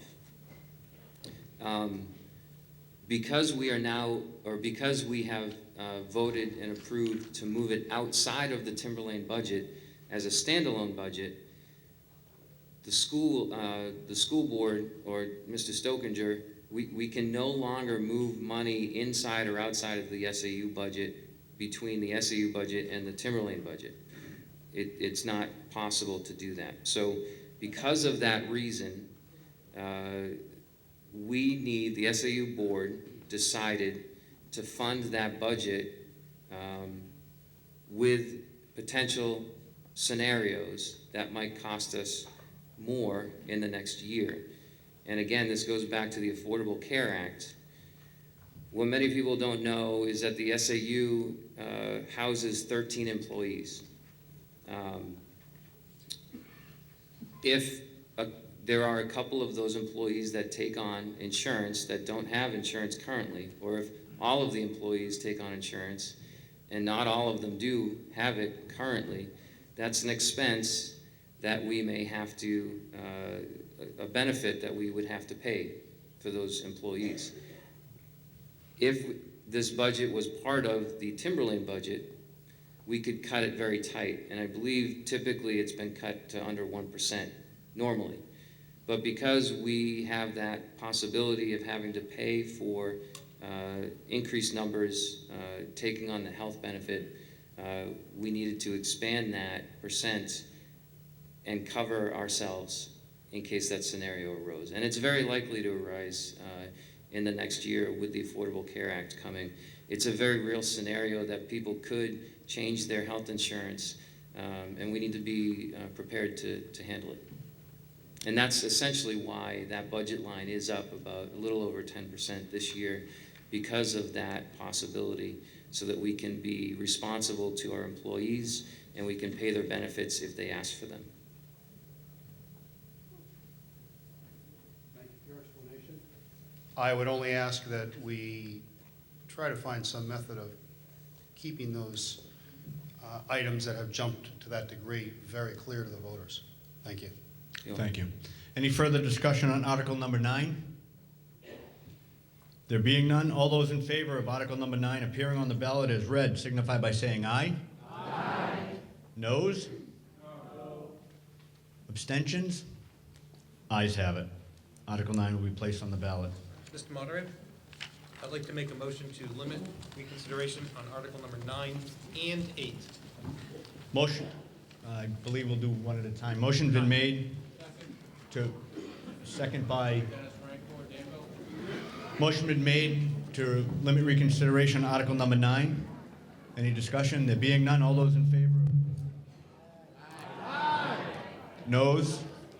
Abstentions? Ayes have it. Okay, he's not going to do that. If there's no more business before the Timberlane Regional School District deliberative session, there a motion to adjourn? Motion made, seconded by Mr. Ward. All those in favor of joining the meeting signify by saying aye. Aye. Do I get a no? Thank you. Thank you very much for your patience, and you all have a good night.